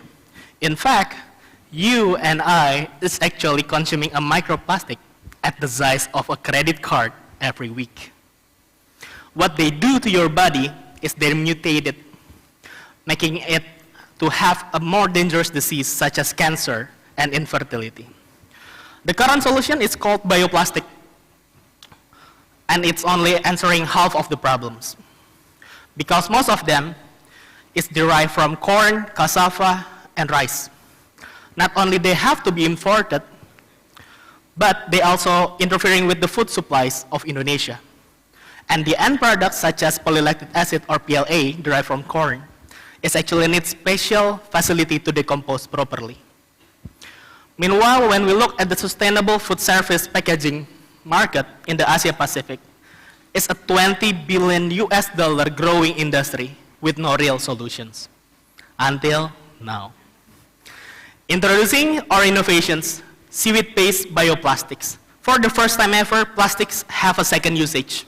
Use it, put it in the soil, and it will become a nutrient for the soils. Leave no microplastic behind, and it have heat and water resistancy up to it. With our patent bioplastic formula and in-house manufacturing backed by the government, we are ready to scale up. How we make the bioplastic is by extracting the seaweed, make them a bioplastic material, and then molded it into the different needs of our users. So far, we're facing many challenges because this is an early industry in Indonesia. But with all of the challenges, seaweed-based bioplastic is the best performing, yet one of the most affordable options in the market, with 5 more benefits, setting us apart to win in the long run. And as easy as it is, seaweed is so easy to grow, you don't need fresh water because they grow on the sea. In the next 12 months with the funding, we have 3 big activities coming up. First is to upscale our product capacities. Next is to empower farmers to not only produce raw seaweed, but semi-processed seaweed that later offtake by us to make a bioplastic. And also enhance their farming qualities. Third is to do commercialization support with the 100 hotel partners in Bali. And the main course come after. As the judges see in front of you, is a tablewares made from seaweed as well. And what comes after that is the bioplastic pellets. With that, we can use conventional plastic machineries to make this innovation available anywhere to make anything. Ready for the global expansion. This is our budget allocations to revolutionize the industry. And not only help us grow, but also effectively reducing plastic problems, reducing carbon emissions, while increasing thousands life qualities of the seaweed farmer in Indonesia. We are backed by the government, local enterprise, and also university, making this innovation possible by collaborative research with the expert, commercialization support, and regulation and enforcement support to make these innovations adaptive and ready to enter Indonesian market. And that's how you turn Indonesian seaweed into a global solution to solve plastic waste problem, increasing life qualities of thousands of farmers, and make billion-dollar profit. Alone, I am a drop, but together we are an ocean. I'm Rian Dewangga from Ijo. Thank you. Well done, Ijo. Thank you so much for your pitch. We go straight to your Q&A session, and we invite Mr. Thomas to please ask your question, and you will have 2 minutes to answer. Go ahead, sir. Thank you. So I've just sampled your straw and it works. So that's a good first step. What is often the challenge in these types of products is that the price competitiveness with the traditional plastic products is far off. Could you talk a little bit about where you are in pricing and potentially also what you would need in terms of regulatory environment in countries like Indonesia to perhaps have a little bit of a push towards a slightly more expensive but more sustainable material? Okay. Actually, what we're taking on this problem is not only the formulations of the bioplastic, but we're taking up in 3 different distinct technology development. First is the formulation, of course. The next is the machineries, because most of the machines is not suitable for this kind of biodegradable products that enforce us have to build our own machineries. And third is to the agricultural farming. To be honest, in our last trip in Bali, I asked the seaweed farmer there, what is the biggest problem here that causing your harvest managed to fail? And this is a real quote, what he said, black magic. While we investigate what happened there, it's because of the disease, because of they don't do a proper production management for the seaweed, that making the disease happening and ruining their harvest. So by tackling these whole 3 projects, agriculture, machineries, and formulations, we believe in 5 to 10 years, even we are ready to able to compete even against plastics, conventional plastics. So, sorry, just on the last point on the black magic. So you will bring new technology or insights to the seaweed farmers about the production in general of seaweed? Is that how I understand it? Yes. What we will do is we actually monitor and help them to produce the productions of seaweed farming, infusing them with our strategic partner of universities, of course, but also facilitating them with machineries and skills to produce semi-processed seaweed for us later to offtake. So they will be more than just farmer from now on. Thank you. Impeccable timing, Ijo. Congratulations on your pitch. Best of luck to you and your team. Thank you, Mr. Thomas, for your question. And now, ladies and gents, we are done with the ocean track. And we're now going to begin the pitching competition for the food and agriculture track. Same rules again with the previous track. Each team will be given 5 minutes each to deliver their pitch, and then followed by Q&A session, 2 minutes time by the judges. And now, let's invite the first finalist from the food and from this.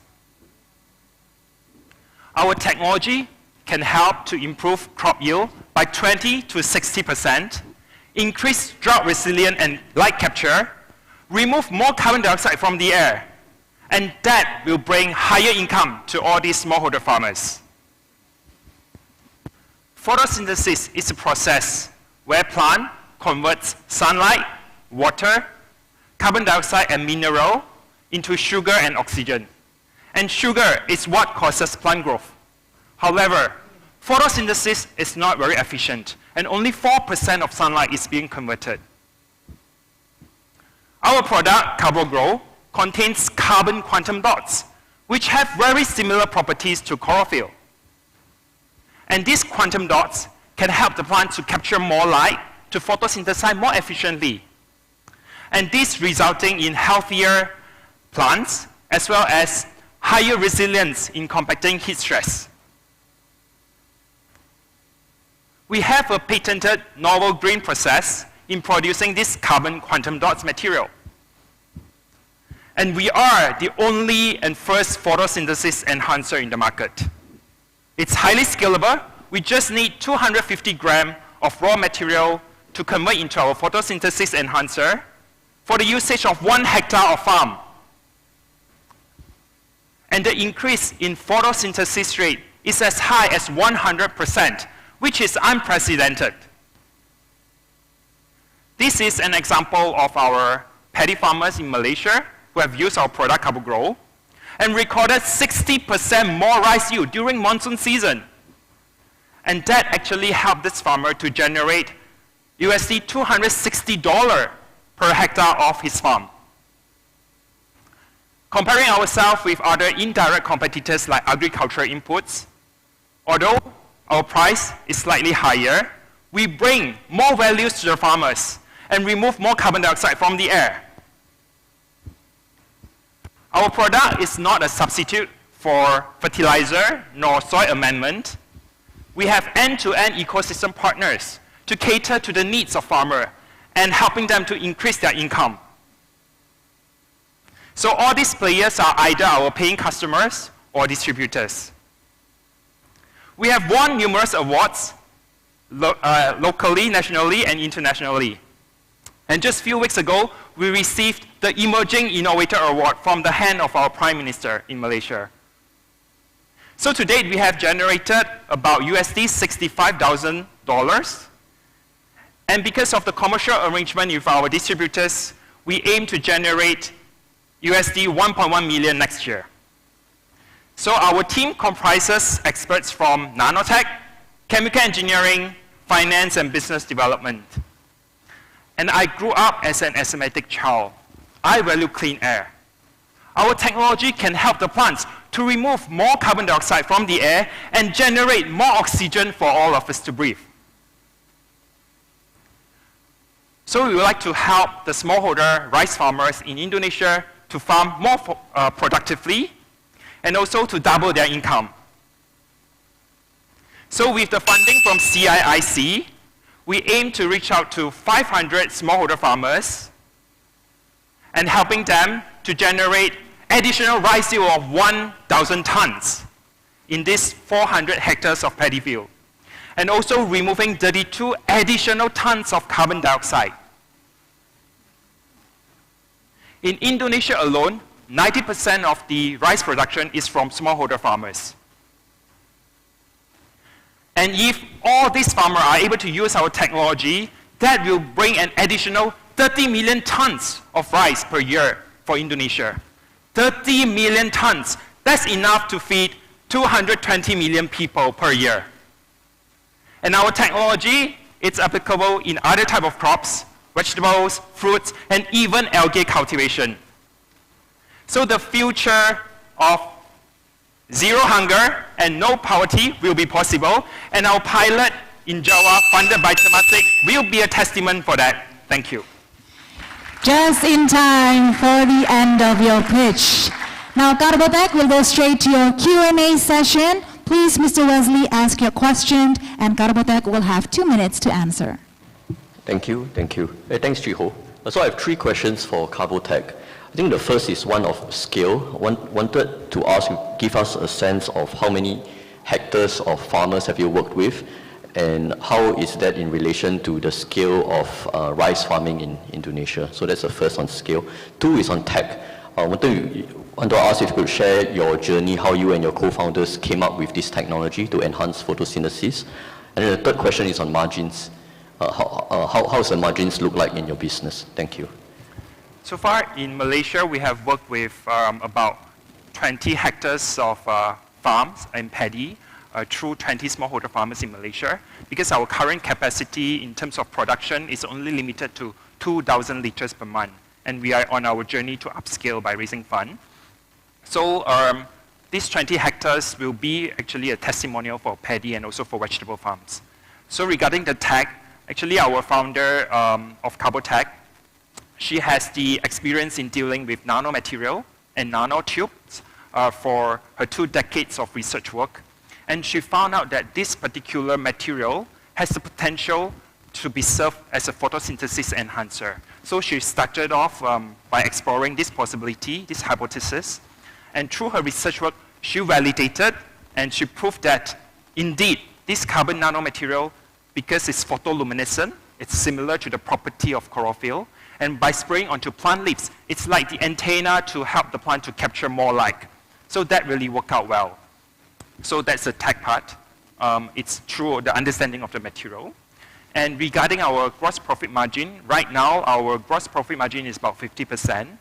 But by upscaling to the next stage, we are aiming to lower down our cost by 80%. So yeah. Yeah, just on time for 3 of your questions. Thank you so much for your questions. Thanks, Chiho. All right, Qarbotech, that's all the time you have on stage. Best of luck to you. And now we'll continue to the second finalist for the food and agriculture track. Let's all welcome with a big round of applause, Sampangan.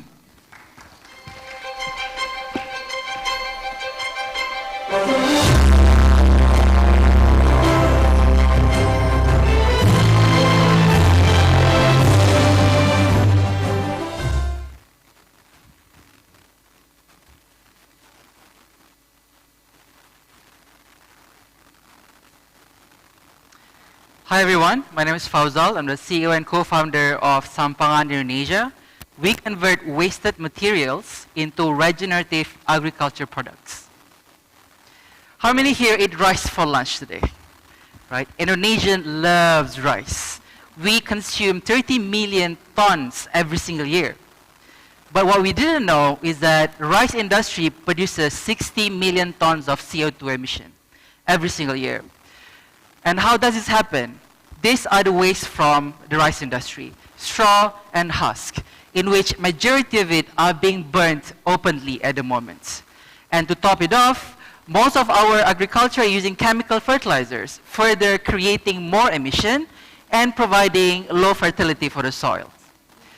But what makes it sad is the fact that the farmers who actually work to put food on our plates are only earning $65 per month, and this is unacceptable.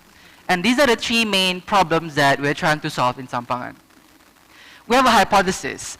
By creating reg agri products from waste, we can increase farmers' prosperity by increasing productivity and reducing cost. And on top of that, we can also reduce emission by replacing the chemicals and processing the biomass waste. These are the solutions that we are creating. We are creating a regenerative and low-carbon agriculture ecosystem where we create reg agri products from waste using the magic box carbonization technology supported by a closed-loop ecosystem with our partners. Did you guys know about Terra Preta, the magical soil that if you throw anything, anything will grow? That is exactly what we're trying to build and replicate. We want to create nutrition factory on the soil. Unlike most agri-input that only focus on the chemical components for the plants, our principle is feeding the soil, in which we take care of things holistically from the chemical, biological, and physical compositions of the soil so that microbes can grow and nutrition can be created on its own. These are the 3 products that we created with our system. Now, the magic box is the one that created this agri-input. So we can process biomass waste into these agri-products. It's a novel heating process where the source of energy is the input, not electricity, which means low cost. And low energy requirement, like equivalent to 1 aircon unit at our home, which means great economics for the products. It's a verified technology, modular, and scalable on an industrial scale. And closed-loop ecosystem will help us to reduce risk, increase value, and increase defensibility for the business. We have a very simple business model. We get paid to process waste. We sell the product that we get from waste. This is the game plan. We start with Reg Agri in paddy plantation. We did multiple hectares already. We do, with the help of CIIC, we want to do proof at scale for 20 hectares, and eventually addressing at industrial scale, 10 billion hectares for the rest of the industry. Our pilot impact is so powerful that you can see with the naked eye. So these are all planted at the same time, and you can see the difference. Our pilot farm results show that we can generate 2.6 more revenue per annum, but in technical term, more yield, faster harvest, more cycle per year. And that's why we're confident to do pilot at scale, where we want to increase trust and drive mainstream adoption. In Banyuwangi, all of the partners are on standby, from the commodity off-taker, land farmers, and independent research partners. This is the ask, 2.4 billion for funding the pilot at scale, where majority of it will be used for the project. These are the impacts that we try to achieve, where we want to increase the farmer income to 8 million rupiah per month, increase productivity, and reduce emission. And imagine if we can scale this impact to the rest of the rice industry and replicate to different commodity. Same concept, same technology. This is the A team, very diverse background. Our core strength is in biochemical engineering and business. We are homegrown but international, like very rooted locally and have a lot of partners. And the technology is verified globally. Let's work together to serve plates of prosperity with regenerative agriculture. We are Sampangan, Sampah Menuju Pangan. Thank you so much. Great job, Sampangan. That's your time. And now we move forward to the Q&A session. We invite Mr. Lim to please ask your question. You have 2 minutes to answer. Go ahead, sir. Well, thank you very much, Fauza, for your interesting presentation. Regarding your magic box, what is the underlying technology in your magic box? So for the magic box, scientifically is a combination of pyrolysis and gasification in one machine. Okay. Normally, it's two separate technology, 700 degree, 1200 degrees Celsius. Right. Our technology combines into one, and we operate at 100 to 400 degrees Celsius. So there's a novelty of the heating technology that we design. And this is possible because we have something that other people doesn't have, biocatalyst for energy efficiency. Our chief scientist spent 25 years developing this technology. So that's our biggest and highest defensibility. Currently, in the market, there are many pyrolysis equipment and gasification equipment. So what is so special? You mentioned a little bit there, but in terms of other features, is it the price thing? Is it the capability thing that distinguish your magic box from off-the-shelf pyrolysis equipment? Yeah. Thank you. So I think the biggest one is the value of the inventory created. Pyrolysis normally can only process certain types of waste. Ours, the carbonization technology, can process any kinds of waste and any kinds of agriculture biomass. And comes out from it is always 3 products from one machine. Normally, these 3 comes from 3 different factories, right? And for this context, it's made from waste, so we have cost advantage over there. And everything is made from one single technology. So I think that's our biggest core defensibility for technology. So in your presentation, you shared some stories about the successes you have in your pilots at various places. So what would you do with the prize money if you win here? What would you do? You have already done successful pilots in various places. We want to deploy to 20 hectares in Banyuwangi. And the reason why it's important is that we need proof at scale for us to really be able to create more mainstream adoption of the products that we created. That's what the main prize money will be used for. Thank you. And that's the time you have. Sampangan, congratulations for your pitch. The best of luck to you and your team. You may now leave the stage as we move forward to the third and last finalist from the Food and Agriculture track. Please welcome Fotortec.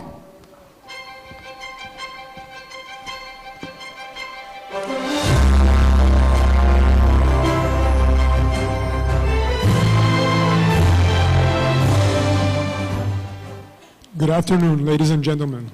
My name is Rami Jada, and surely like you, it breaks my heart to the company to provide the OPEX for our operation, in which we transform their vegetable waste into an ingredient that is currently used in 13 different products with a price point of $25, price parity with the alternatives in the market, with the difference that we reduce 90% of the sodium in the food that we eat, and it has 30% protein content that we can isolate and give for free. And we'll talk about that in a second, because the children malnutrition was just not only a pretty story to start with. As a matter of fact, our team takes our technology from the lab to scalability, and we have taken it to 5 different countries, the Nordic countries, UAE, Brazil, and Spain.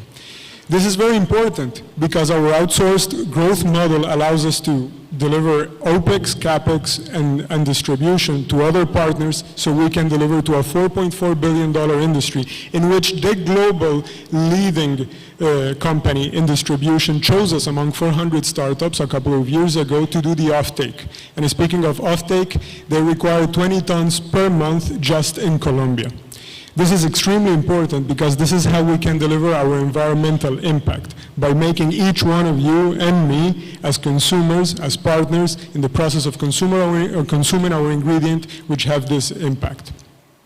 Lastly, I want to mention that there is a clear path for Indonesia, with the palm oil companies especially, and with the numbers that we have in terms of the pilot plant that we can deliver here, with the support of CIIC, we can definitely bring our impact here. And most importantly, the roles that they can choose from CAPEX, OPEX, and distribution, or any combination of them, are supported by us, meaning that whatever they choose not to do, we can always support, just as is the case in Colombia, in which the waste management company invested $0 in our equipment.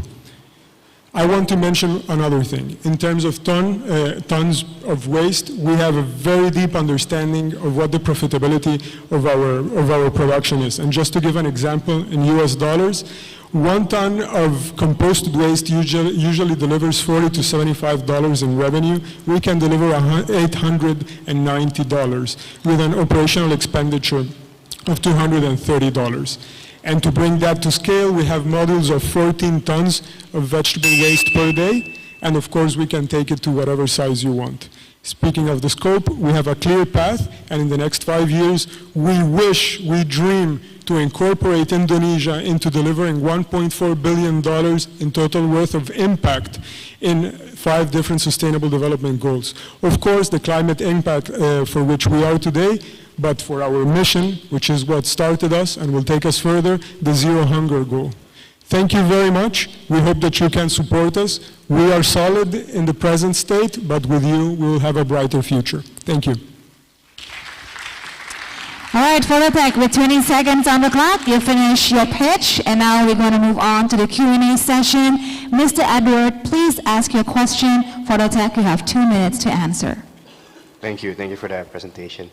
If you don't mind explaining a little bit on the, perhaps on the science behind it when you showed the, I think before the, if you can explain a little bit from the vegetable waste upcycling to the flavor enhancer, that's number 1, how the science behind it goes work. And then the second one is that if you go to the client's slide again, yes, yes, this one. So on the right side, what are some of the hotkeys, for the clients who want to use your products?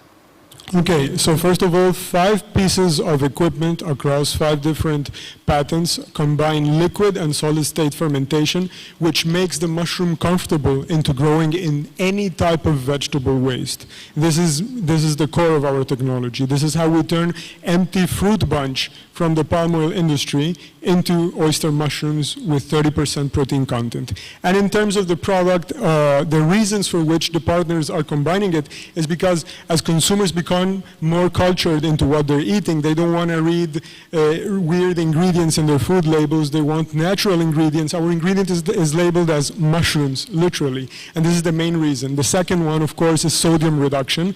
Then they no longer have the black label with the high sodium. And ultimately, the circular economy is very appealing for them. They put it in the packaging as well. There are 30 seconds left. Do you have any other question?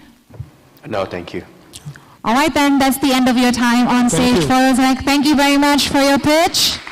And with the end of Fotortec pitch, that means that is the end of our pitching competition. Let's give a big round of applause for our remarkable finalists.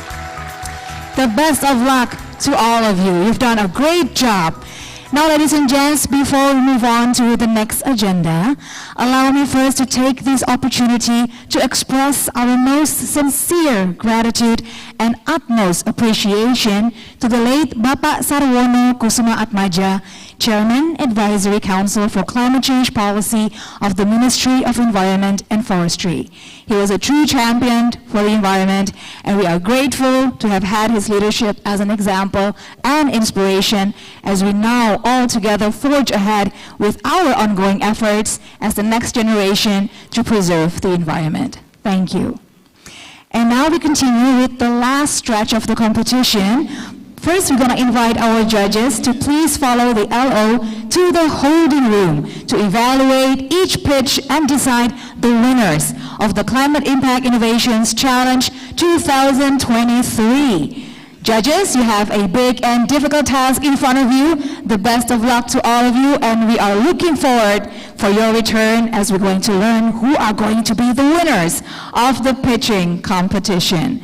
Now, as we prepare the stage for the next lineup, which will be a very engaging discussion, just another quick reminder to all of you that the Climate Impact Innovations Challenge 2023 Grand Finale is also being live streamed right now through the website at www.climateimpactinnovations.com. Again, thank you so much to our online audience for sticking with us. Hopefully you also get as much inspired as we are right now, checking out all those amazing pictures. And please don't forget to post all your excitement from today's event, from the Climate Impact Innovations Challenge 2023 Grand Finale on your social media. And please don't forget to mention at CIIC_SEA, East Ventures, and Temasek Foundation on Instagram, LinkedIn, and also Twitter, or X actually it's called right now. So you can click on all those posts and mentions and look at all the excitements that you've enjoyed this afternoon with us. Ladies and gentlemen, our online viewers, it is with our pleasure to welcome our distinguished panelists for the Opportunities in Climate Tech panel discussion to the stage. First, leading the moderating session will be Ms. Afina Sugiarto, partner at East Ventures. And as our speakers, Mr. Stefanus Ade Hadiwijaya, Chief Investment Officer at Indonesia Investment Authority. Mr. Cipta Perdana, Director of Electricity Related Business at PLN Icon Plus, and Mark Welling, Co-Head Asia Pacific Commercial at Bloomberg NEF. Ladies and gents, let's all welcome our moderator and speakers onto the stage to conduct the engaging panel discussion. Just going to wait to make sure all the speakers are ready to take their seats. Welcome, gentlemen. Very excited to have you today.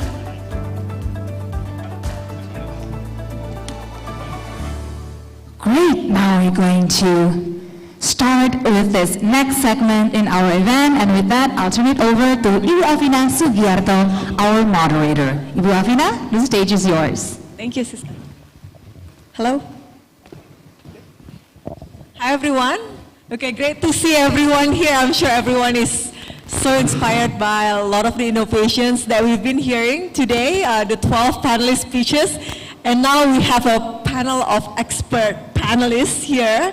And I'm really glad because we have a representation from an investor, a huge investor in Indonesia, a corporate, and the largest, corporate in energy space in Indonesia as well, and a global research media firm. So a lot of very difficult questions. I hope that we have prepared for all of you, and if there is anyone on the audience maybe would like to ask a question, maybe we can try to accommodate later.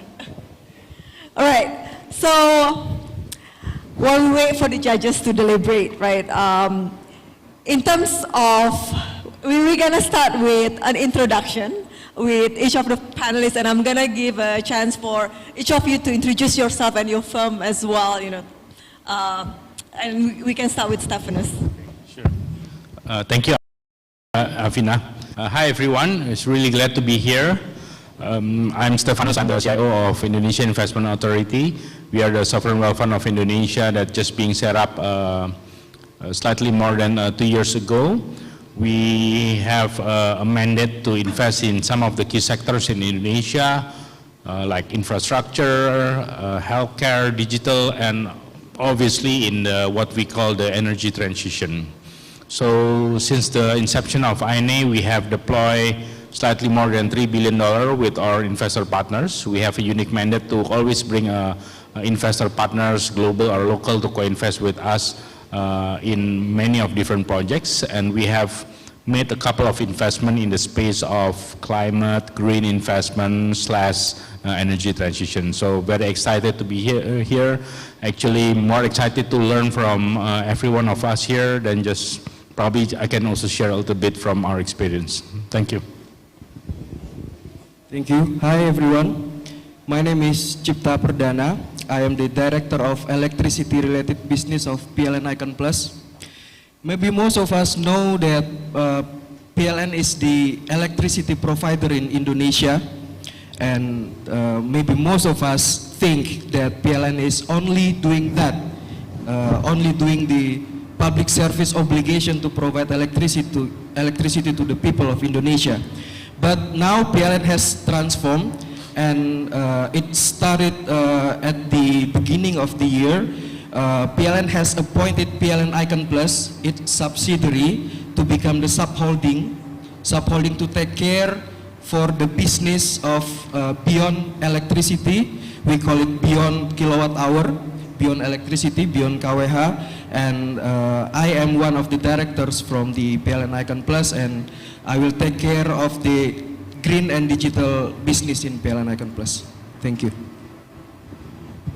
And my name is Mark Whaling, and it's a real pleasure to be here. Was fascinated just learning from a few of these presentations just now, really incredible. And the organization I come from is Bloomberg NEF, or BNEF for short.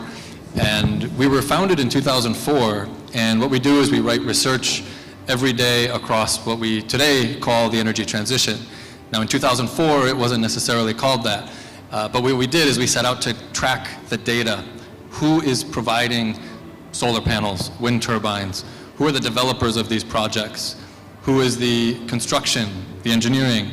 Who's providing the finance? And so bottom up, we began to look at every single project around the world above 1 megawatt. And so we could see the scale up that was happening around the world. And so ultimately, Bloomberg acquired this company, New Energy Finance, at the end of 2009, with a view that this was going to take off. And that was the thesis of the founders of our business, was that people are not looking closely enough at the change that's going to be happening. And the energy industry is going to be caught off guard. And so we were taking a bit of a microscope to look very specifically at these areas of what I call, as I said, what we call energy transition. And so for that reason, we'll often have forecasts and scenarios into the future that may look very uncomfortable for incumbents, the large players of industry for decades that have seen the systems run the way they do.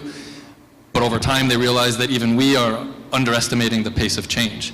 And here we are today with a lot of these technologies that are very real and in the market, commercial or commercializing in various ways.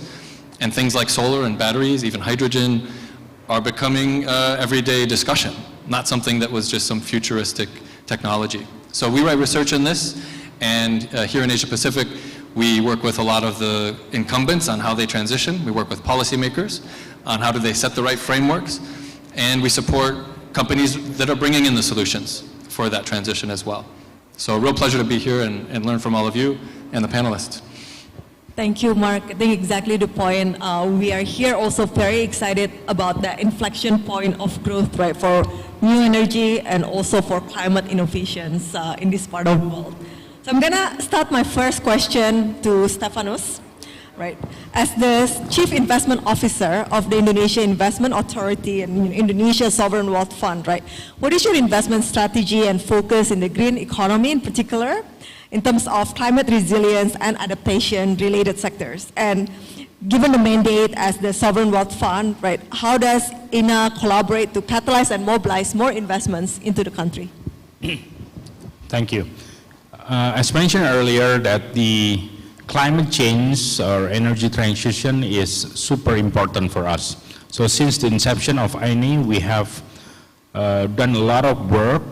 We have deployed capital. We have built, revised our strategy, and at this point, and I think it's very dynamic, right? This is relatively quite new and keep changing sector.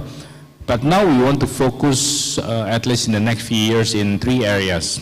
One is obviously renewable projects, which include the energy transition mechanism initiative within that area. I give you an example. We have done our first investment in renewable, which is in geothermal, with Masdar, one of the largest renewable player from Middle East. Co-invest in Pertamina Geothermal, which is the largest geothermal players, I think, in Asia. Number 2 is nature-based solution. So I think this is an important part, and recently we set up a collaboration with an international advisor / investor called Polynation, with the idea to have them help us really not only advise on how to develop this sector, but also together with us try to find projects and co-invest in this space. This is very broad in this area.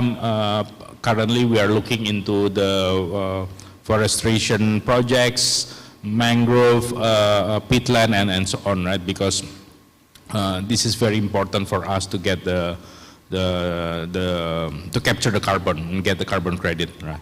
Number 3 is the EV ecosystem.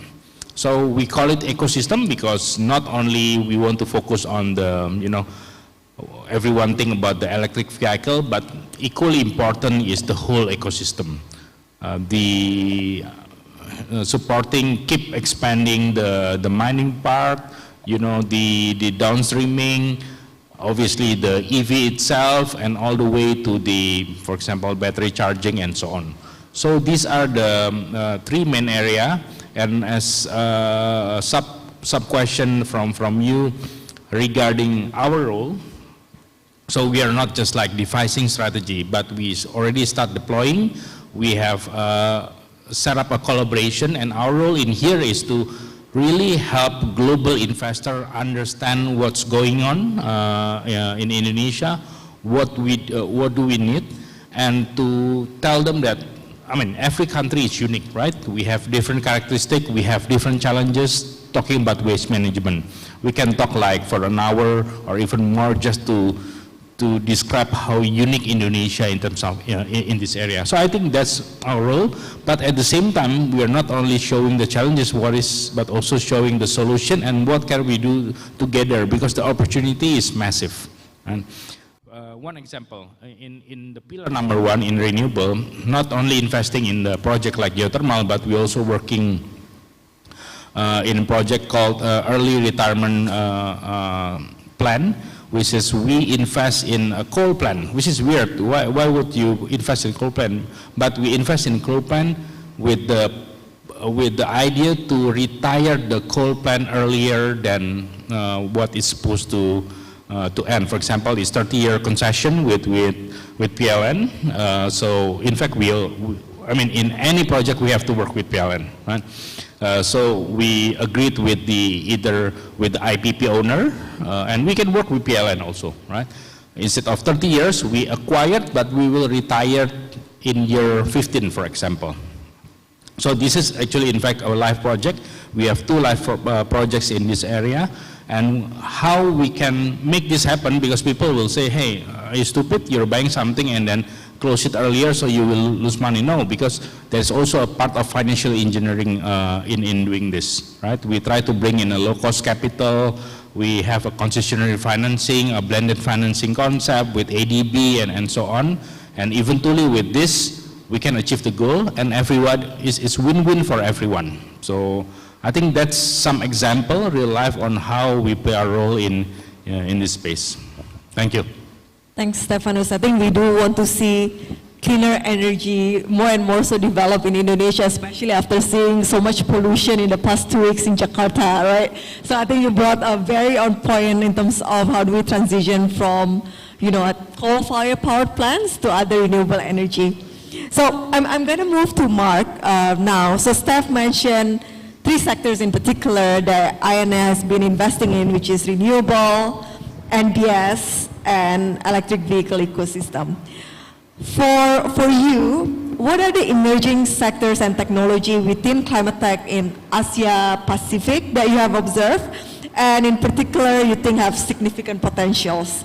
And from Bloomberg NEF data and research, which sectors and technology hold a lot of opportunities for Indonesia transition to a low carbon economy? Sure. Well, as I mentioned, we track investment.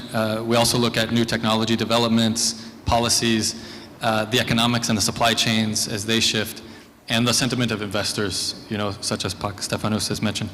So in what I should mention, in the room next door, I had mentioned this number, $1.1 trillion worldwide spent last year on energy transition technologies.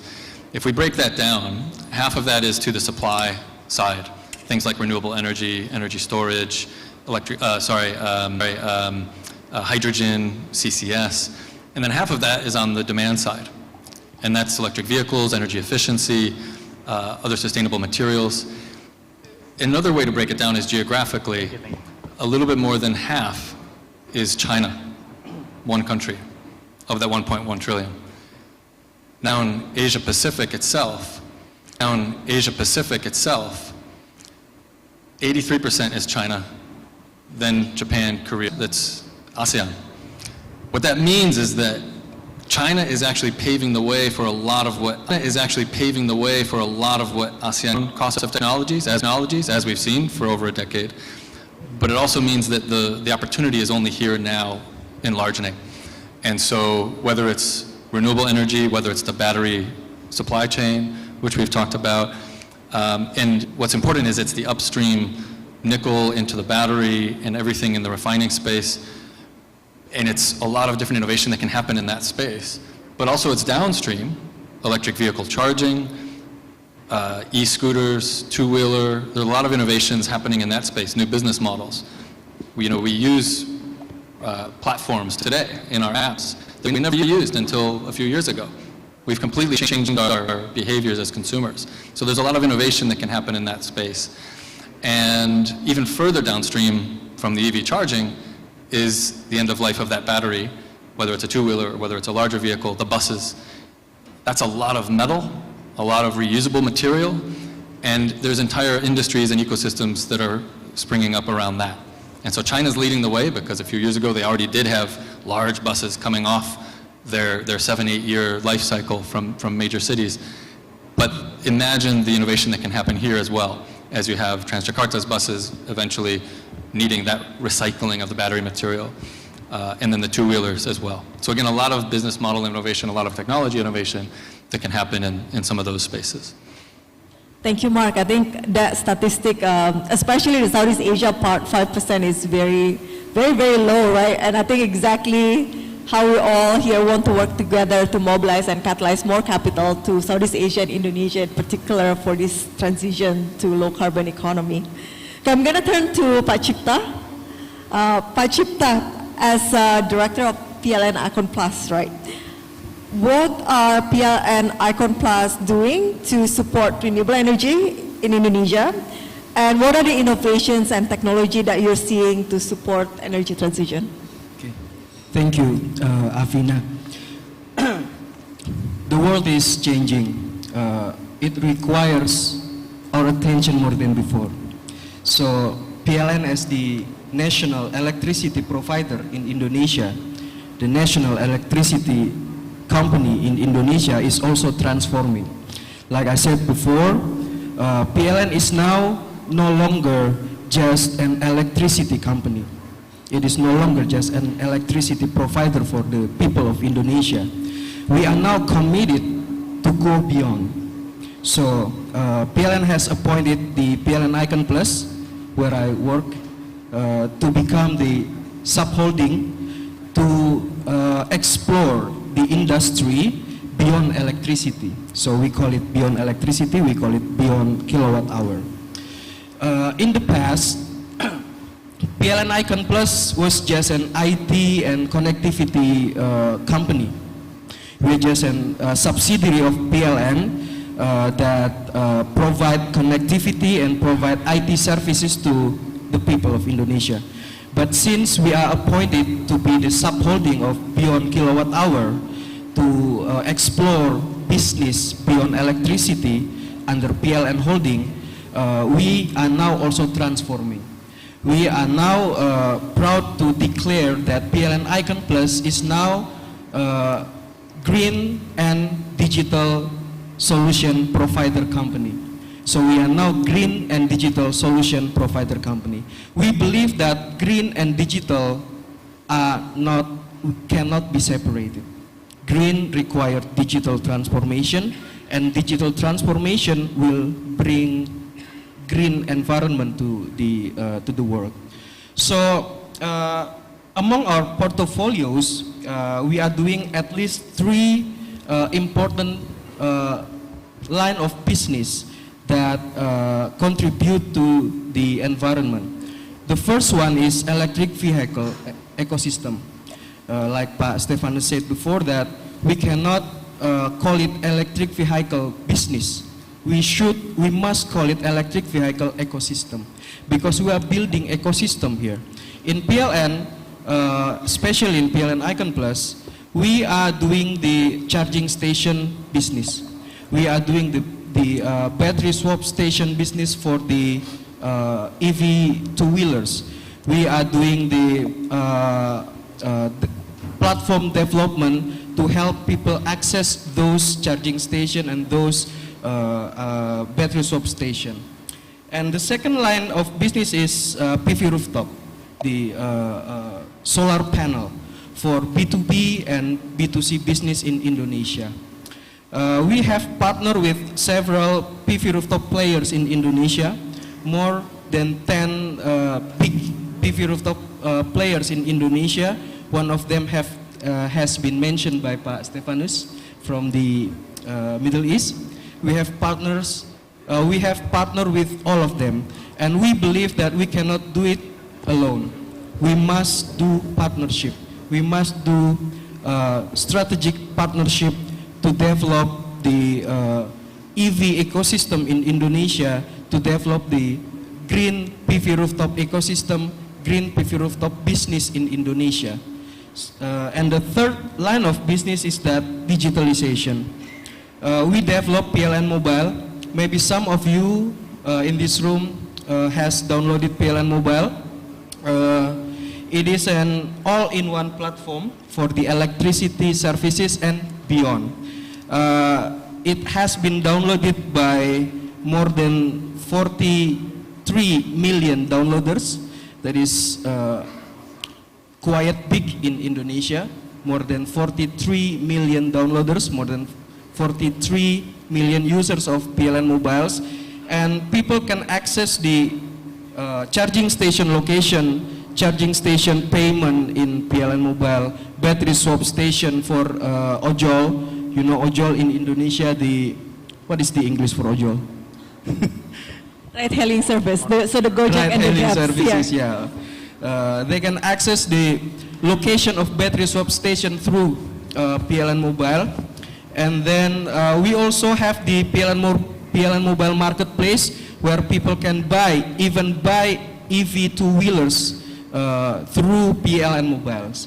And then people can buy the PV rooftops, and in 3-4 days we will install the PV rooftop on top of their house. So it is quite simple, and we believe that digitalization and green environment cannot be separated. And also we believe that we cannot do this alone.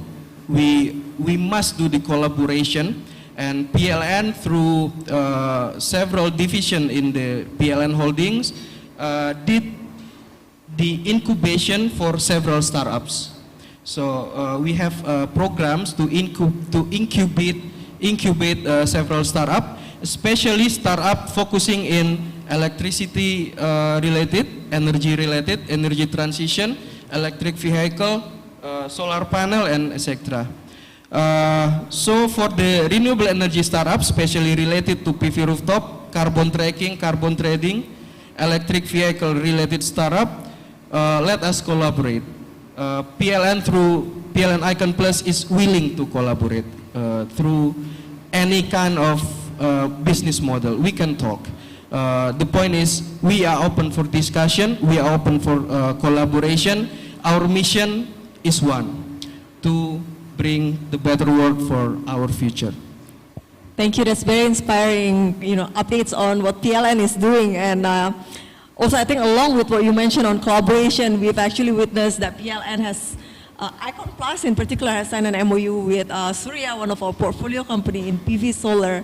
And for PLN, has signed also a collaboration arrangement with 6 of our startups. Actually, I think one that comes to mind is Recosystem in particular, because they are working on waste to energy together with PLN. So very exciting opportunities. Okay, I'm going to have a follow-up question for you, Pak Cipta.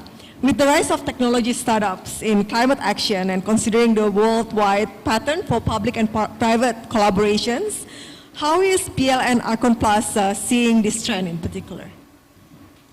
Like I said before, that we are open to collaboration. We are open to discuss. We are on this together, and then we believe that we cannot do this alone. So in PLN, through PLN Icon Plus, we do the strategic partnership, strategic collaboration with any kind of business, any kind of company. Startups or big company, we do strategic collaboration with all of them. In PV rooftop, for example, we have partnered with more than 10 big PV rooftop players in Indonesia. We have at least committed to several hundreds megawatt peak of PV rooftop will be installed in several months, in the next few months, and that is maybe it is still a small contribution for now, but we believe that it will grow exponentially, because the demand for green energy in Indonesia is quite high. And I believe that if PLN facilitate everybody, either it is business or either it is the people, we believe that we can help the government to get more investment come to Indonesia, because several business, maybe we can say that all of this business today, they require the green portfolio from how much green energy they use each year. We are talking about ESG, we are talking about the green compliance, we are talking about people trying to get green loan. So if we help people, if we facilitate people to come to Indonesia, to build their business in Indonesia, to bring investment to Indonesia, one of the many ways to help people, to help that to happen, is that we help them to build their green energy portfolio in Indonesia, especially in PV rooftop, because PV rooftop is one of the easiest way to get green energy in Indonesia. It is easier to install because it will only require few weeks or maybe few months for bigger capacity. But the point is, it is more easier. This is easier to do. So we believe that if PLN facilitate the business to get the green energy in Indonesia, we believe that we also help the government to get investment come to Indonesia.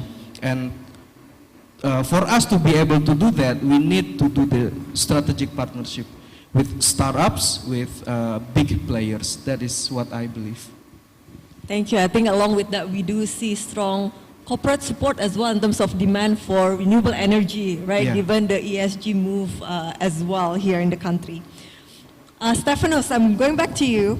What are the top innovative technology trends and sectors that you believe the entrepreneurs who are pitching here, who are sitting here listening to us, right, should be focusing on in terms of aligning to Indonesia's transition? Okay, I think not sure to call it a trend or anything, but what I saw, I think half of the overall pitch, two things. First, on agriculture, I think we really like the concept of productivity enhancements. I believe all the innovation in agriculture, mostly, right, before this, like, which is, you know, we heard about a lot of tech players playing in the space, is more on cutting the middleman. But I think if you really want to make a difference, it's all about productivity improvement, right? So a good example is, you know, company like eVisory and so on, and I think it's proven that they can do something better. Yesterday I talked to someone, he mentioned about technology. It's actually very simple. It's not like, when we say technology, it's not only an apps and or something very complex. It's just a simple way just to improve the productivity of cow, you know, to improve that each cow can produce more than 30 liters per day in a very hot environment, which is always a problem for Indonesia, right? Because as we know, we always think every day we drink fresh milk in Indonesia. I used to invest in one of the players also, but actually we call it somehow is an enhanced fresh milk, because majority of this supply came, we import most of the supply, right? So this idea of new technology to improve the productivity in an environment that is very different than an area like Australia or New Zealand is something that very useful, can be very commercial, and is what needed, right, to reduce the import of the food material like milk. So improving productivity in agriculture is must. Number two, again, I think it's also being discussed. As you know, we actually not lacking the ideas. It's just about the execution, right? Waste management. So this is an area that even INE has been trying to work on. What is important in here is for the entrepreneur to be really innovative, as I mentioned earlier, because the situation in Indonesia is very different than other markets.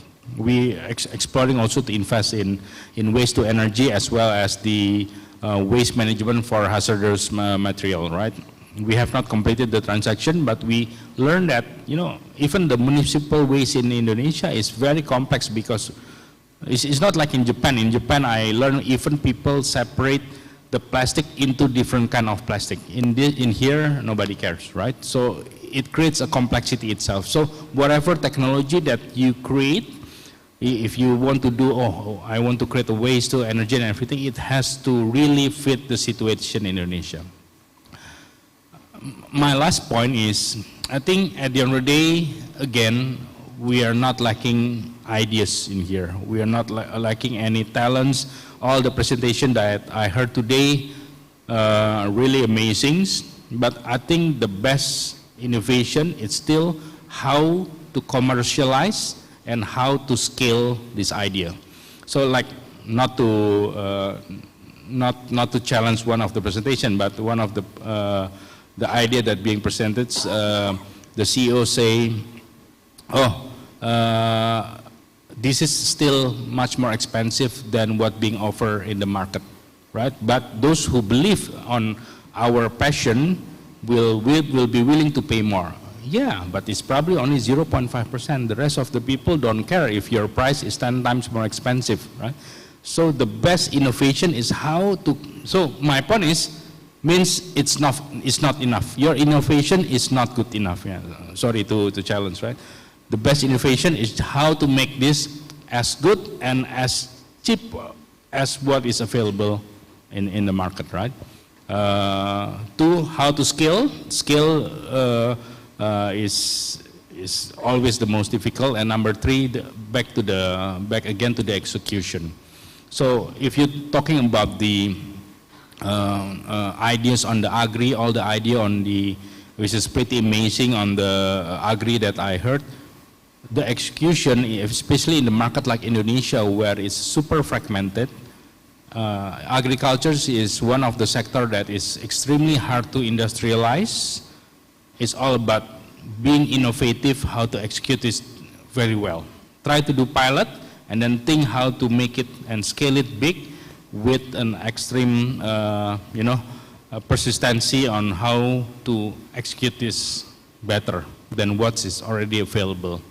So I'm not saying that we don't need a new ideas or anything, but just have a very unique thinking and innovation in the area of commercialization, how to scale and execution will make a big difference on the sustainability of all these ideas. So I think that's all what I can add. Thanks. Thanks, Steph. Absolutely agree, right? I think we spoke about affordability. It's very, very important, especially like market like Indonesia, where we are still a developing country. We do need to decouple the economic growth with the emissions as well, right? So we can ensure that the economy, the GDP per capita can still grow while we can transition it into a greener economy whereby it's much more sustainable and environmentally friendly. So very, very good. I think we talk to a lot of our founders as well to make sure that whatever solutions that you make it competitive compared to incumbent solutions and better when they have a environmental impact that's positive as well for the planet. So, okay.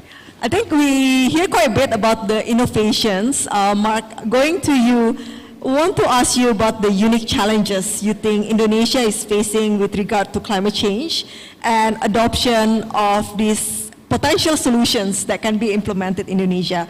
How do you think can government bodies, corporations, investors, and startups can collaborate to address these challenges? Yeah, I think the policy challenge is huge because many different ministries have to work together on this. And I know for Indonesia, from the outside, as investors look at the opportunity and they hear Indonesia wanting that investment, last year there were a few different types of forward-looking plans. And it wasn't clear which one is the one that will be the one that stands. And so that can create a bit of confusion for the outside investors, certainly. I do think it's actually really important, that economic point, because economics ultimately drive everything. And that's what we've seen, regardless of what we believe about something, is the economics dictate. And we respond as consumers to economics. Companies respond to economics. And so it's really important we pay attention to that. And I think the number one challenge for Indonesia is perhaps its very, famously unique land. The tens of thousands of islands that make it difficult for a PLN to draw transmission lines across long distances like you can in China or you can in the US. So for the electricity system, that requires good economics for local microgrids or smart solutions in the grid system. And the economics haven't always been there. But we're seeing now that these things can work. And we are seeing those shifts from islands, from diesel gensets, which are reliable, but they're noisy and there's other problems and pollution with them, into these solar PV and storage combinations. Because we're seeing all of these costs come down, the economics are there. As I mentioned earlier, the solar panels we're seeing today are at the cheapest that they've ever been. And so it's a remarkable time to be able to work with those technologies and bring them in. So I think number one, the archipelago, the islands, and then the policy uncertainty. The third thing I might just say in terms of challenges is the fact that the power system is limited to the fact that it has these wonderfully beautiful new coal plants of the last 10, 15 years. And I think we're all very familiar with that challenge that Indonesia is wrestling with. But it was hard to see at that time how markets would change, how technologies would change. And we're in a situation today where it's hard to peel off those coal plants. But what that means is, for the battery industry as an example, or any export industry, just simply the metals being exported, if we look at that, buyers, whether it's automakers in Europe or China or Tesla itself, they're increasingly wanting that metal or the broader product to be clean in terms of a power generation standpoint. And so that limit of the coal plants does limit Indonesia's ability to be the attractive supplier. But I think there's a lot of interesting improvement that's happening there. Everyone's working closely on the ETM and the JET-P on those type of challenges. And right now, Indonesia already moved up last year in our global ranking of countries as manufacturers of batteries from 26 to 22. And so it can continue moving up as it makes these adjustments and becomes a really attractive player in the global battery supply chain. Thanks, Mark. I know we definitely want to see more and more supportive regulations in the climate space. You know, I think speaking about carbon market, power wheeling, for example, or virtual power plants. Hopefully, we see more and more supportive regulations there as well. Follow-up question for you: how do you envision the role of Indonesia? You know, we're hosting ASEAN Summit this year.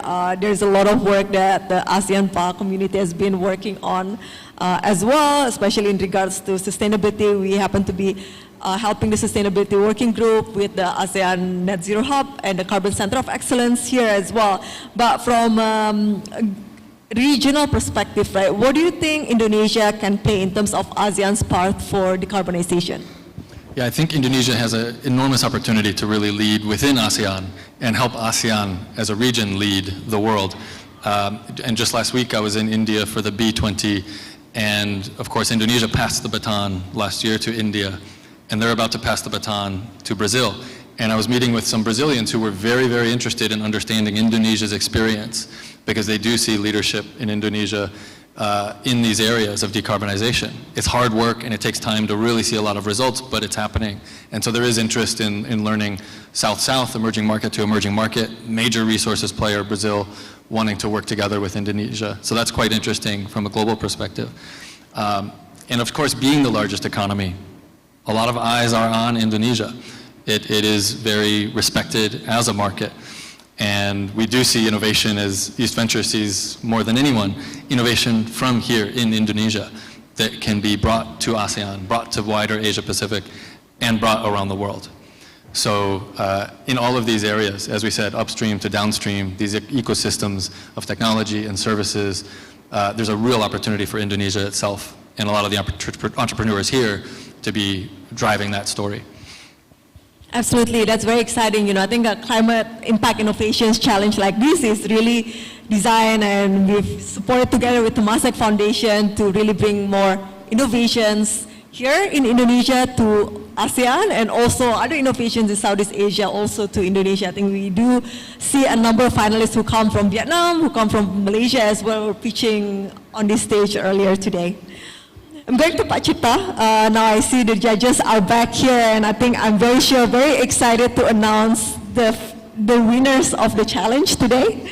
But we still have two more questions, so bear with me. Pak Cipta, with all the resources and partnerships, collaborations that you mentioned, PLN Icon Plus is working on, how confident is PLN Icon Plus in terms of helping the government to achieve the net zero target? Of course, we are very optimistic. Of course, we are very confident. And let me put it this way. We are on this together. And technically, every person in Indonesia is the customers of PLN.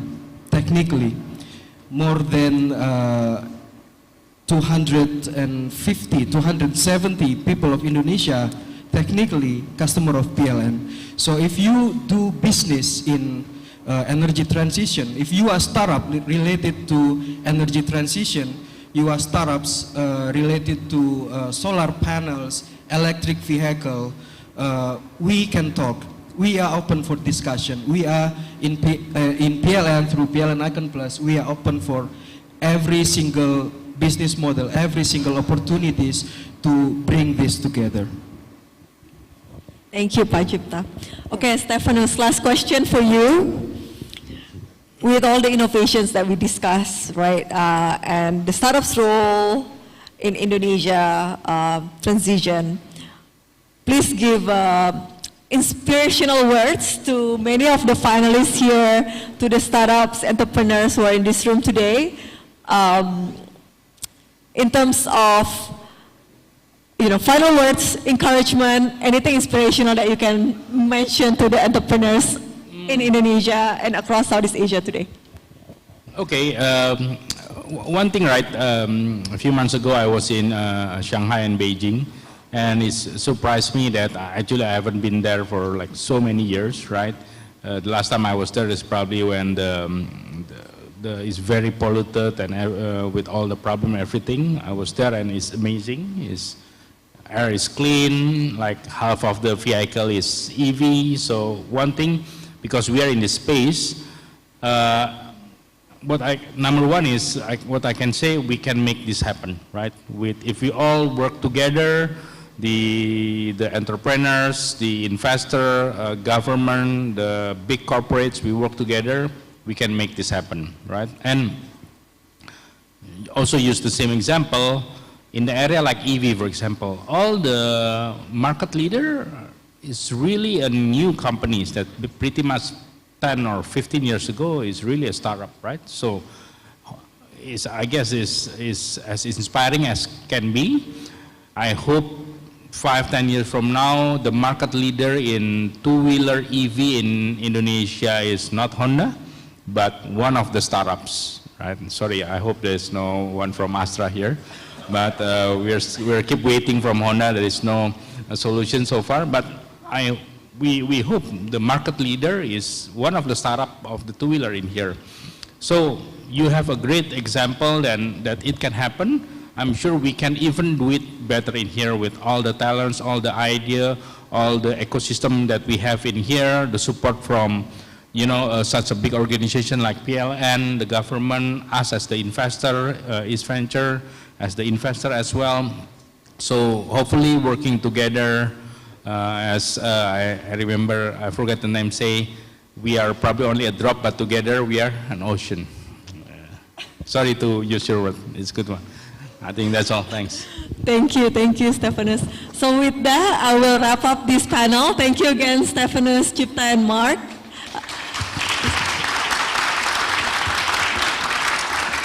Okay, I will give it back to the MC. Thank you very much to our moderator, Ms. Afina Sugiarto, partner at East Ventures, for moderating the discussion.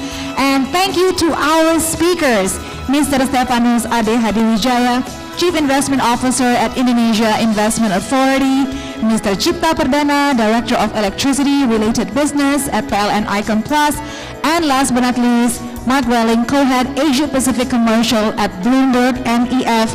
Thank you so much for sharing with us your time, your expertise, and your insights. Hopefully all of us here are very much inspired to do our own thing on preserving the environment. Let's give them all a big round of applause. And now I would like to ask all of you to please stand as we celebrate this wonderful moment. And Ms. Afina will present the panel of speakers with a token of gratitude. Ms. Afina will give this token first to Mr. Stephanus Ade Hadiwijaya, Chief Investment Officer at Indonesia Investment Authority, for his participation in the panel discussion. Thank you very much, sir. Moving on, Ms. Afina will present the token of gratitude to Mr. Cipta Perdana, Director of Electricity Related Business at PLN Icon Plus. Thank you, sir, for being a part of today's panel discussion. And again, token of gratitude to our esteemed speaker, Mr. Mark Welling, Co-Head Asia Pacific Commercial at Bloomberg NEF. Thank you so much, sir, for sharing with us your time and insights. And now let's take a picture all together, a group picture with our lovely moderator and all of the esteemed speakers.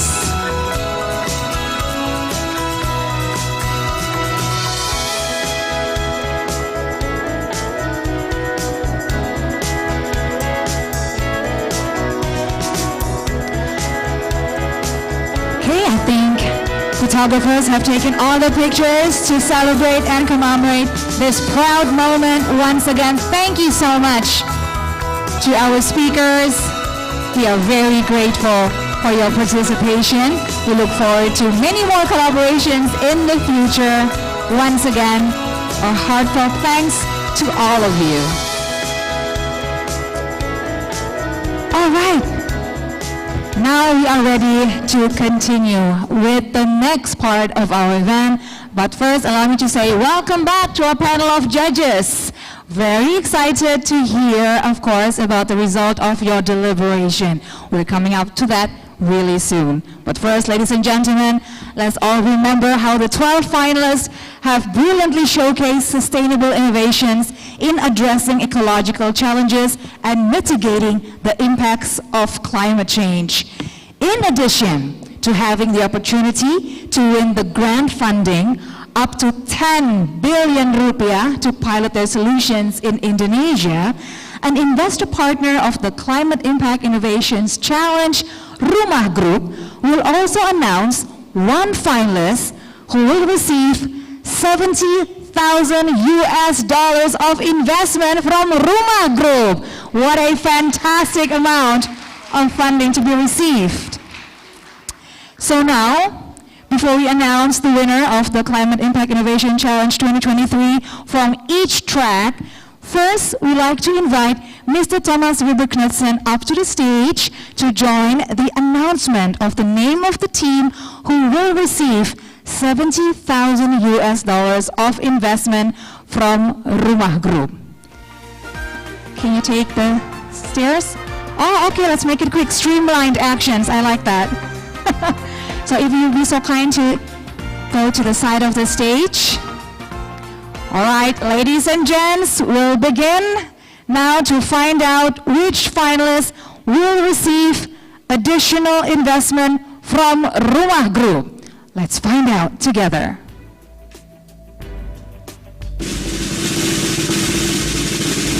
Rumah Group will award $70,000 of investment to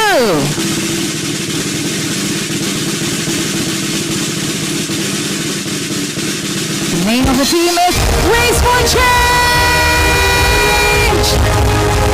Congratulations to Waste for Change! Please come up to the stage to receive your acknowledgement in the form of, yes, go right ahead. I'm sure you're feeling very excited indeed. Mr. Thomas Wilbur Knudsen will present to you the plaque to signify investment of the amount of $70,000 from Rumah Group to Waste for Change. Congratulations to Waste for Change. Immensely excited for you. Very well done. Yes, you may now leave the stage. We're going to continue with the rest of the announcements. Mr. Thomas Knudsen, thank you so much for that terribly exciting moment during this event. All right, ladies and gents, that was just the warm-up, but again, congratulations to Waste for Change for that amazing accomplishment. Ladies and gentlemen, the judges have engaged in rigorous deliberation to determine the winners, and their decisions have not come lightly, to say the least. In each track, mobility, renewable energy, ocean, and food and agriculture, we have witnessed together solutions that hold the promise of a more sustainable future. And now, together, we're going to find out who's the winner of the Climate Impact Innovations Challenge 2023 any moment now. I'm sure you all are very curious and excited to learn the name of the winners, especially the participants and the finalists. So, before we do that, we cordially invite East Ventures and Temasek Foundation, Ms. Alvina Sugiarto and Ms. Lim Hock Chuan to please come onto the stage to hand over the award winner of Climate Impact Innovations Challenge 2023. Ladies and gentlemen, let's all welcome Ms. Alvina Sugiarto and Mr. Lim Hock Chuan onto the stage. May you take your place on the stage a little bit on the end part there. So we can all learn the name of the teams as they will be presented by this big screen in front of us. Ladies and gentlemen, let's all find out first who's going to be the winner for the Climate Impact Innovations Challenge 2023 from the first track. Here it is, the winner of Climate Impact Innovations Challenge Mobility Track is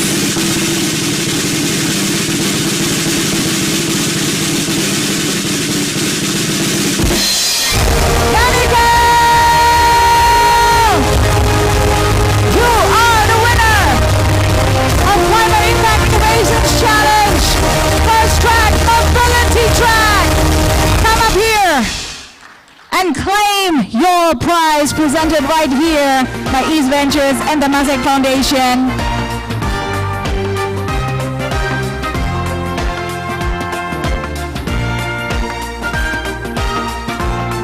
Congratulations to Baniql, winner of the mobility track of the Climate Impact Innovations Challenge. This is only the first track. We're moving on for the next 3 tracks and 3 more winners will be announced. But for now, congratulations. Let's hear it for Baniql. Okay, Baniql, we now kindly ask you to please stand by the side of the stage while we announce the rest of the winners. Ms. Afina, Mr. Lim, we kindly ask you to stay on stage for the rest of the announcement. Ladies and gentlemen, the winner of the mobility track have been announced. Let's move on to the next track and find out who our next winner is. Let's all see the screen. The winner of Climate Impact Innovations Challenge, the renewable energy track, is the team with the name of AfterOil! Congratulations! Come up here!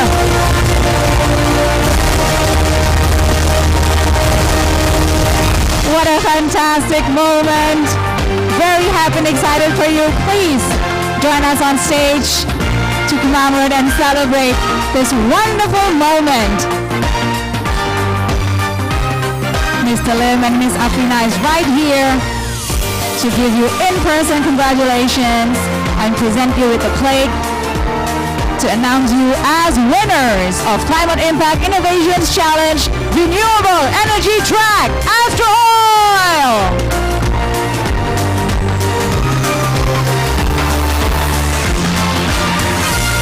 Congratulations! And now please stand by the side of the stage together with Baniql as we're going to announce 2 more winners for the 2 remaining tracks. Ladies and gents, again, let's shift our attention to the giant LED screen in the front to find out who our next winner is. The winner of Climate Impact Innovations Challenge 2023 Ocean Track is, who will it be? There are 3 finalists in this track. The winner is Race for Change! Congratulations, Race for Change!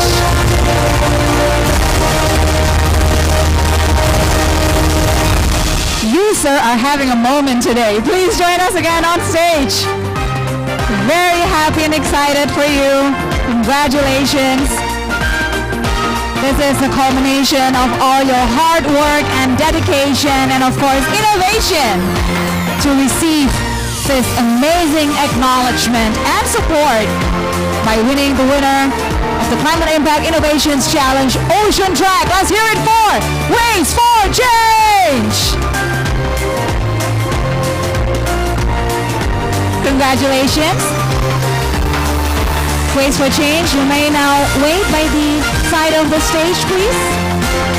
This way. Thank you so much. So 3 tracks, 3 winners. That leaves us with 1 last track and 1 last winner announcement. Let's together find out who that is. Again, let's shift our focus on the giant screen in front of us.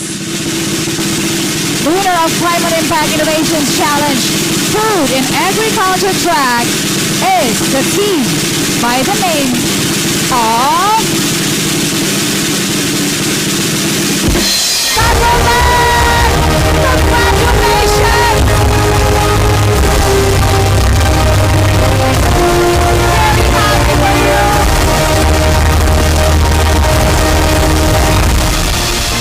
Let's see you all on stage to receive your congratulations directly from Mr. Temasek Foundation, Miss Afina East Ventures.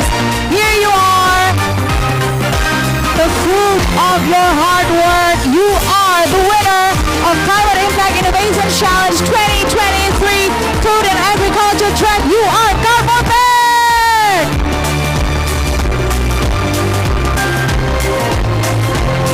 Amazing. And now let's invite all the winners back onto the stage for a group photo all together. We're gonna wait for all the winners to be properly presented to all of you, our audience, who have witnessed a milestone in their life journey. And now, ladies and gentlemen, I present to you the winners of the Climate Impact Innovations Challenge 2023! Congratulations!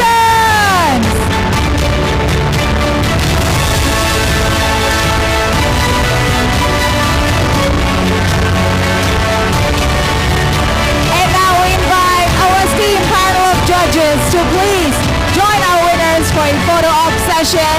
Thank you so much once again to our judges for your hard work, for your expertise.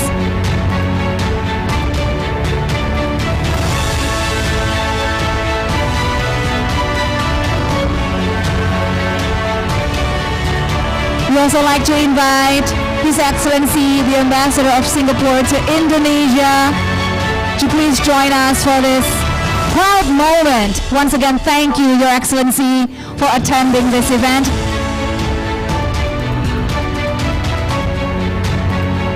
We also like to invite Mr. Roderick Purwana from East Ventures and co-organizer of this competition, the Climate Impact Innovations Challenge 2023.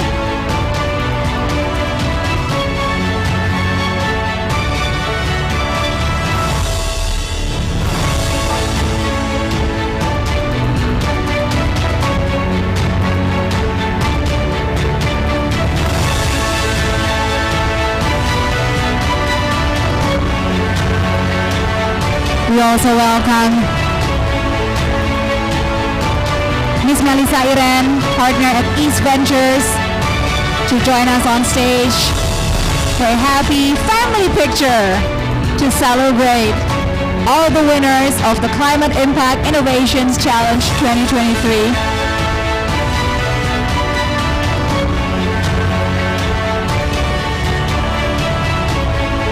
Mr. David, we also like to invite Mr. David, operating partner of East Ventures, to join the photo op.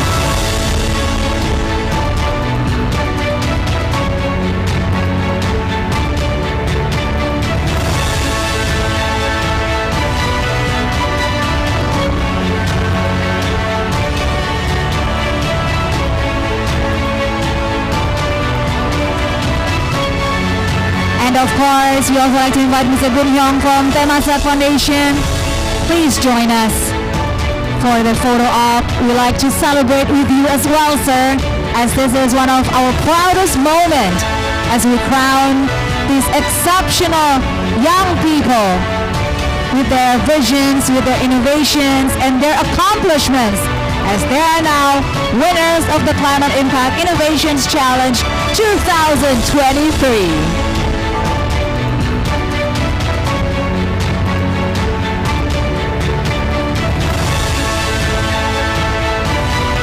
Once again, congratulations to all winners, and once again, thank you to all the judges as well. Mr. Thomas Wilbur Knudsen, Director at Rumah Group, Edward Judo Kusumo, Principal at SMTV, Lim Hock Chuan, Head Programs at Temasek Foundation, Wesley Tai, Principal at East Ventures, and William Gozali, Chief Investment Officer at Telkomsel Mitra Inovasi. And of course, congratulations to East Ventures and Temasek Foundation for this amazing initiative to find all this exceptional, remarkable young people, all this amazing team with their innovations and creativity to put forward such brilliant innovations so we all can have a better, brighter, more sustainable future ahead.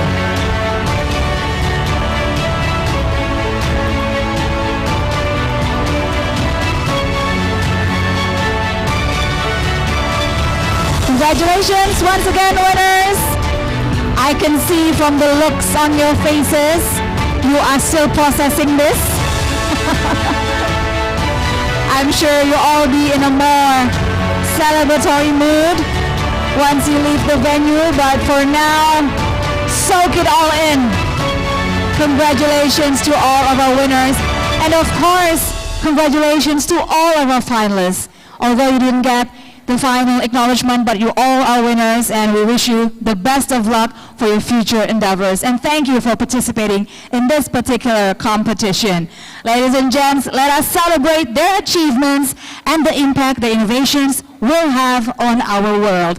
But let us not forget that every finalist who participated in the challenge has contributed a greater cause, and we are looking forward to remarkable growth in the future.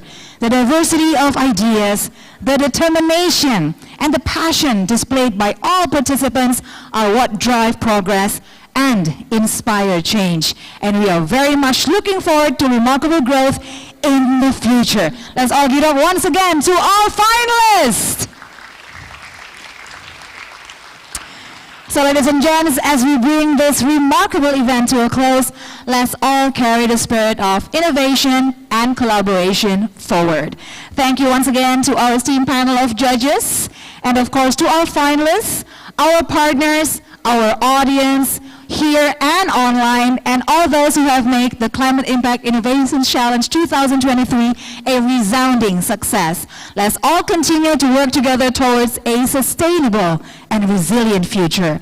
I'm Siska Becker on behalf of the organizing committee. Once again, thank you so much, and please enjoy the rest of your day. Happy weekend, everyone.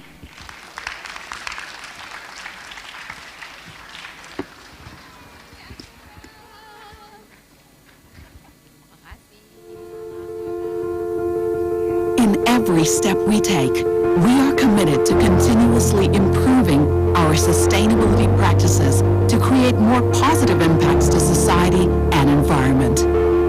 Our mission is to enable high-potential companies to grow by developing and utilizing technology, thereby empowering a more inclusive and prosperous society and economy. Innovative digital solutions can transform society by enabling small wins to accumulate and create momentum that drives more significant impact. East Ventures recognize the abundance of untapped potential for technology-based startups in Indonesia and actively sought opportunities to empower and take an active role to develop the digital economy in the country. By being transparent with you, we can access the outcomes and consequences of our efforts and to refine strategies in order to catalyze impacts that lead to equitable society and sustainable and livable environments. The whole East Ventures ecosystem has delivered outsized impacts with a strong ESG and SDG integrations. This resonates throughout the investment cycle, in which we follow a sustainable investment strategy that focuses on doing good and avoiding harm. East Ventures pursue a range of initiatives that generate sustainable value for the environment and society. We recognize the critical role of climate impact in shaping the future of our planet. We are reducing our carbon emissions and contributing to net zero targets through investing in climate tech portfolios and sustainability-focused initiatives. We strive to create a supportive and inclusive workplace that values diversity and inclusivity. Our collaborations with stakeholders have been fundamental in creating more meaningful impacts from government, corporations, to local community. We actively seek their input and foster partnerships for shared solutions. As a sustainable investor, we take a practical approach to create an impact. Our unwavering commitment and accountability towards building a sustainable future will remain steadfast for current and future generations.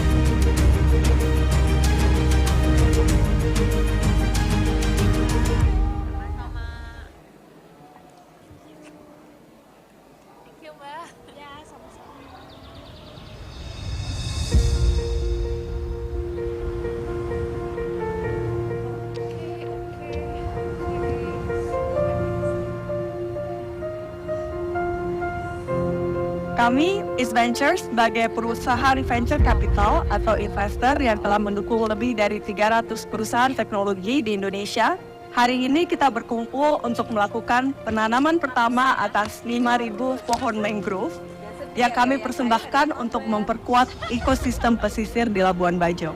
5.000 bibit mangrove ini selanjutnya akan ditanam secara bertahap di beberapa titik antara lain Pulau Papagaran, Pulau Kronton, dan Los Vita.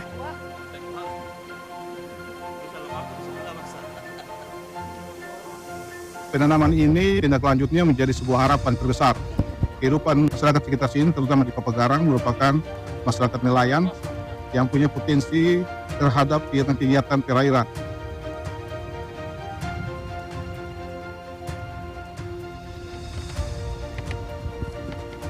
Mangrove ini sebenarnya ada ciri khasnya yang harus diperhatikan sebelum kita menanam. Kami dari Balai Taman Nasional Komodo berterima kasih sekali atas kontribusi luar biasa dari ASEAN-BAC terhadap pengelolaan mangrove di Taman Nasional Komodo.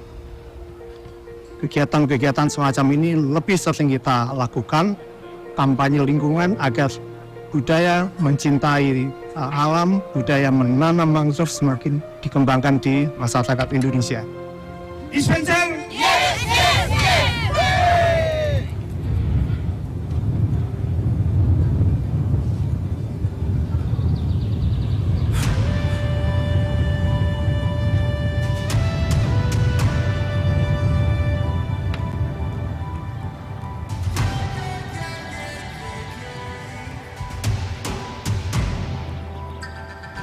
Hai teman-teman semua, kami bekerja sama dengan Ritz-Carlton, salah satu perusahaan portfolio East Ventures di bidang climate tech yang berfokus pada pengelolaan sampah berbasis ekonomi sirkular yang lebih efektif dan inovatif untuk individu dan industri ke depannya dalam kegiatan beach cleanup bersih-bersih baju. Di sini kita menyisir sisi pantai di Pulau Padar. Jadi ini acara beach cleanup, kolaborasi antara Ritz-Carlton dengan East Ventures, Collab Project, dan BTRK. Kita mayoritas berusaha mengumpulkan sampah-sampah yang nggak bisa terdegradasi secara alami oleh alam. Contohnya sampah-sampah jenis plastik, kaca, kaleng-kaleng, itu kita angkut juga. Jadi plastik itu kalau diselamatkan ya, dia nggak akan terdegradasi secara alami, tetap ada di situ terus, mungkin untuk puluhan atau bahkan ratusan tahun. Seandainya hancur pun akan jadi mikroplastik. Oleh karena itulah diperlukan aktivitas seperti ini untuk memastikan sampah-sampah sejenis plastik yang nggak bisa terdegradasi secara alami itu diselamatkan dan bisa dikelola dan diolah dengan cara yang bertanggung jawab sehingga tidak mencemari lingkungan.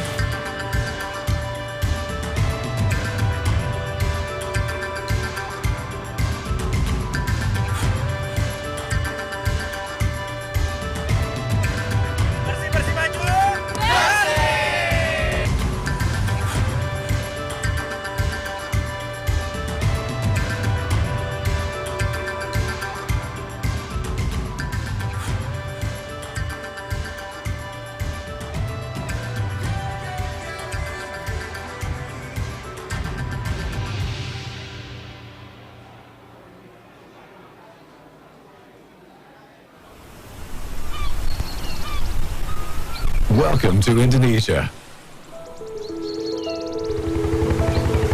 the largest archipelago of more than 17,000 islands.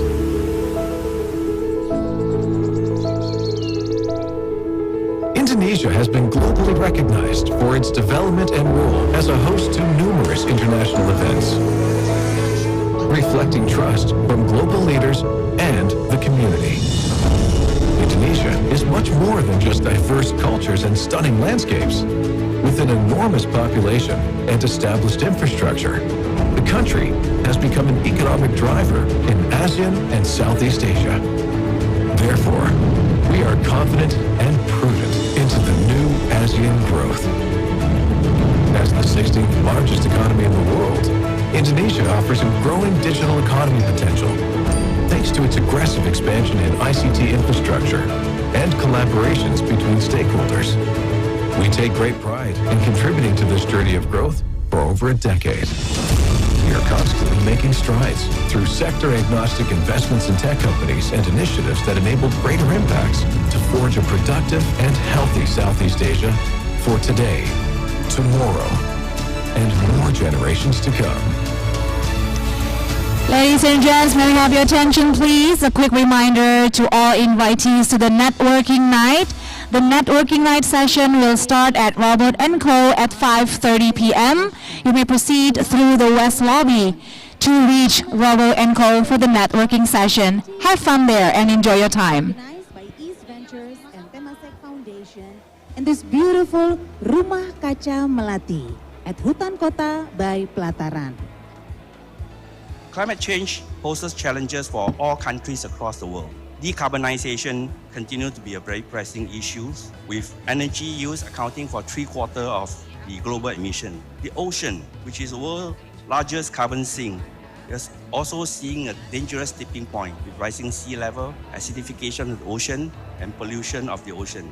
So as a response to this impact caused by climate change, the Temasek Foundation is partnering East Venture to launch this Climate Impact Innovation Challenge.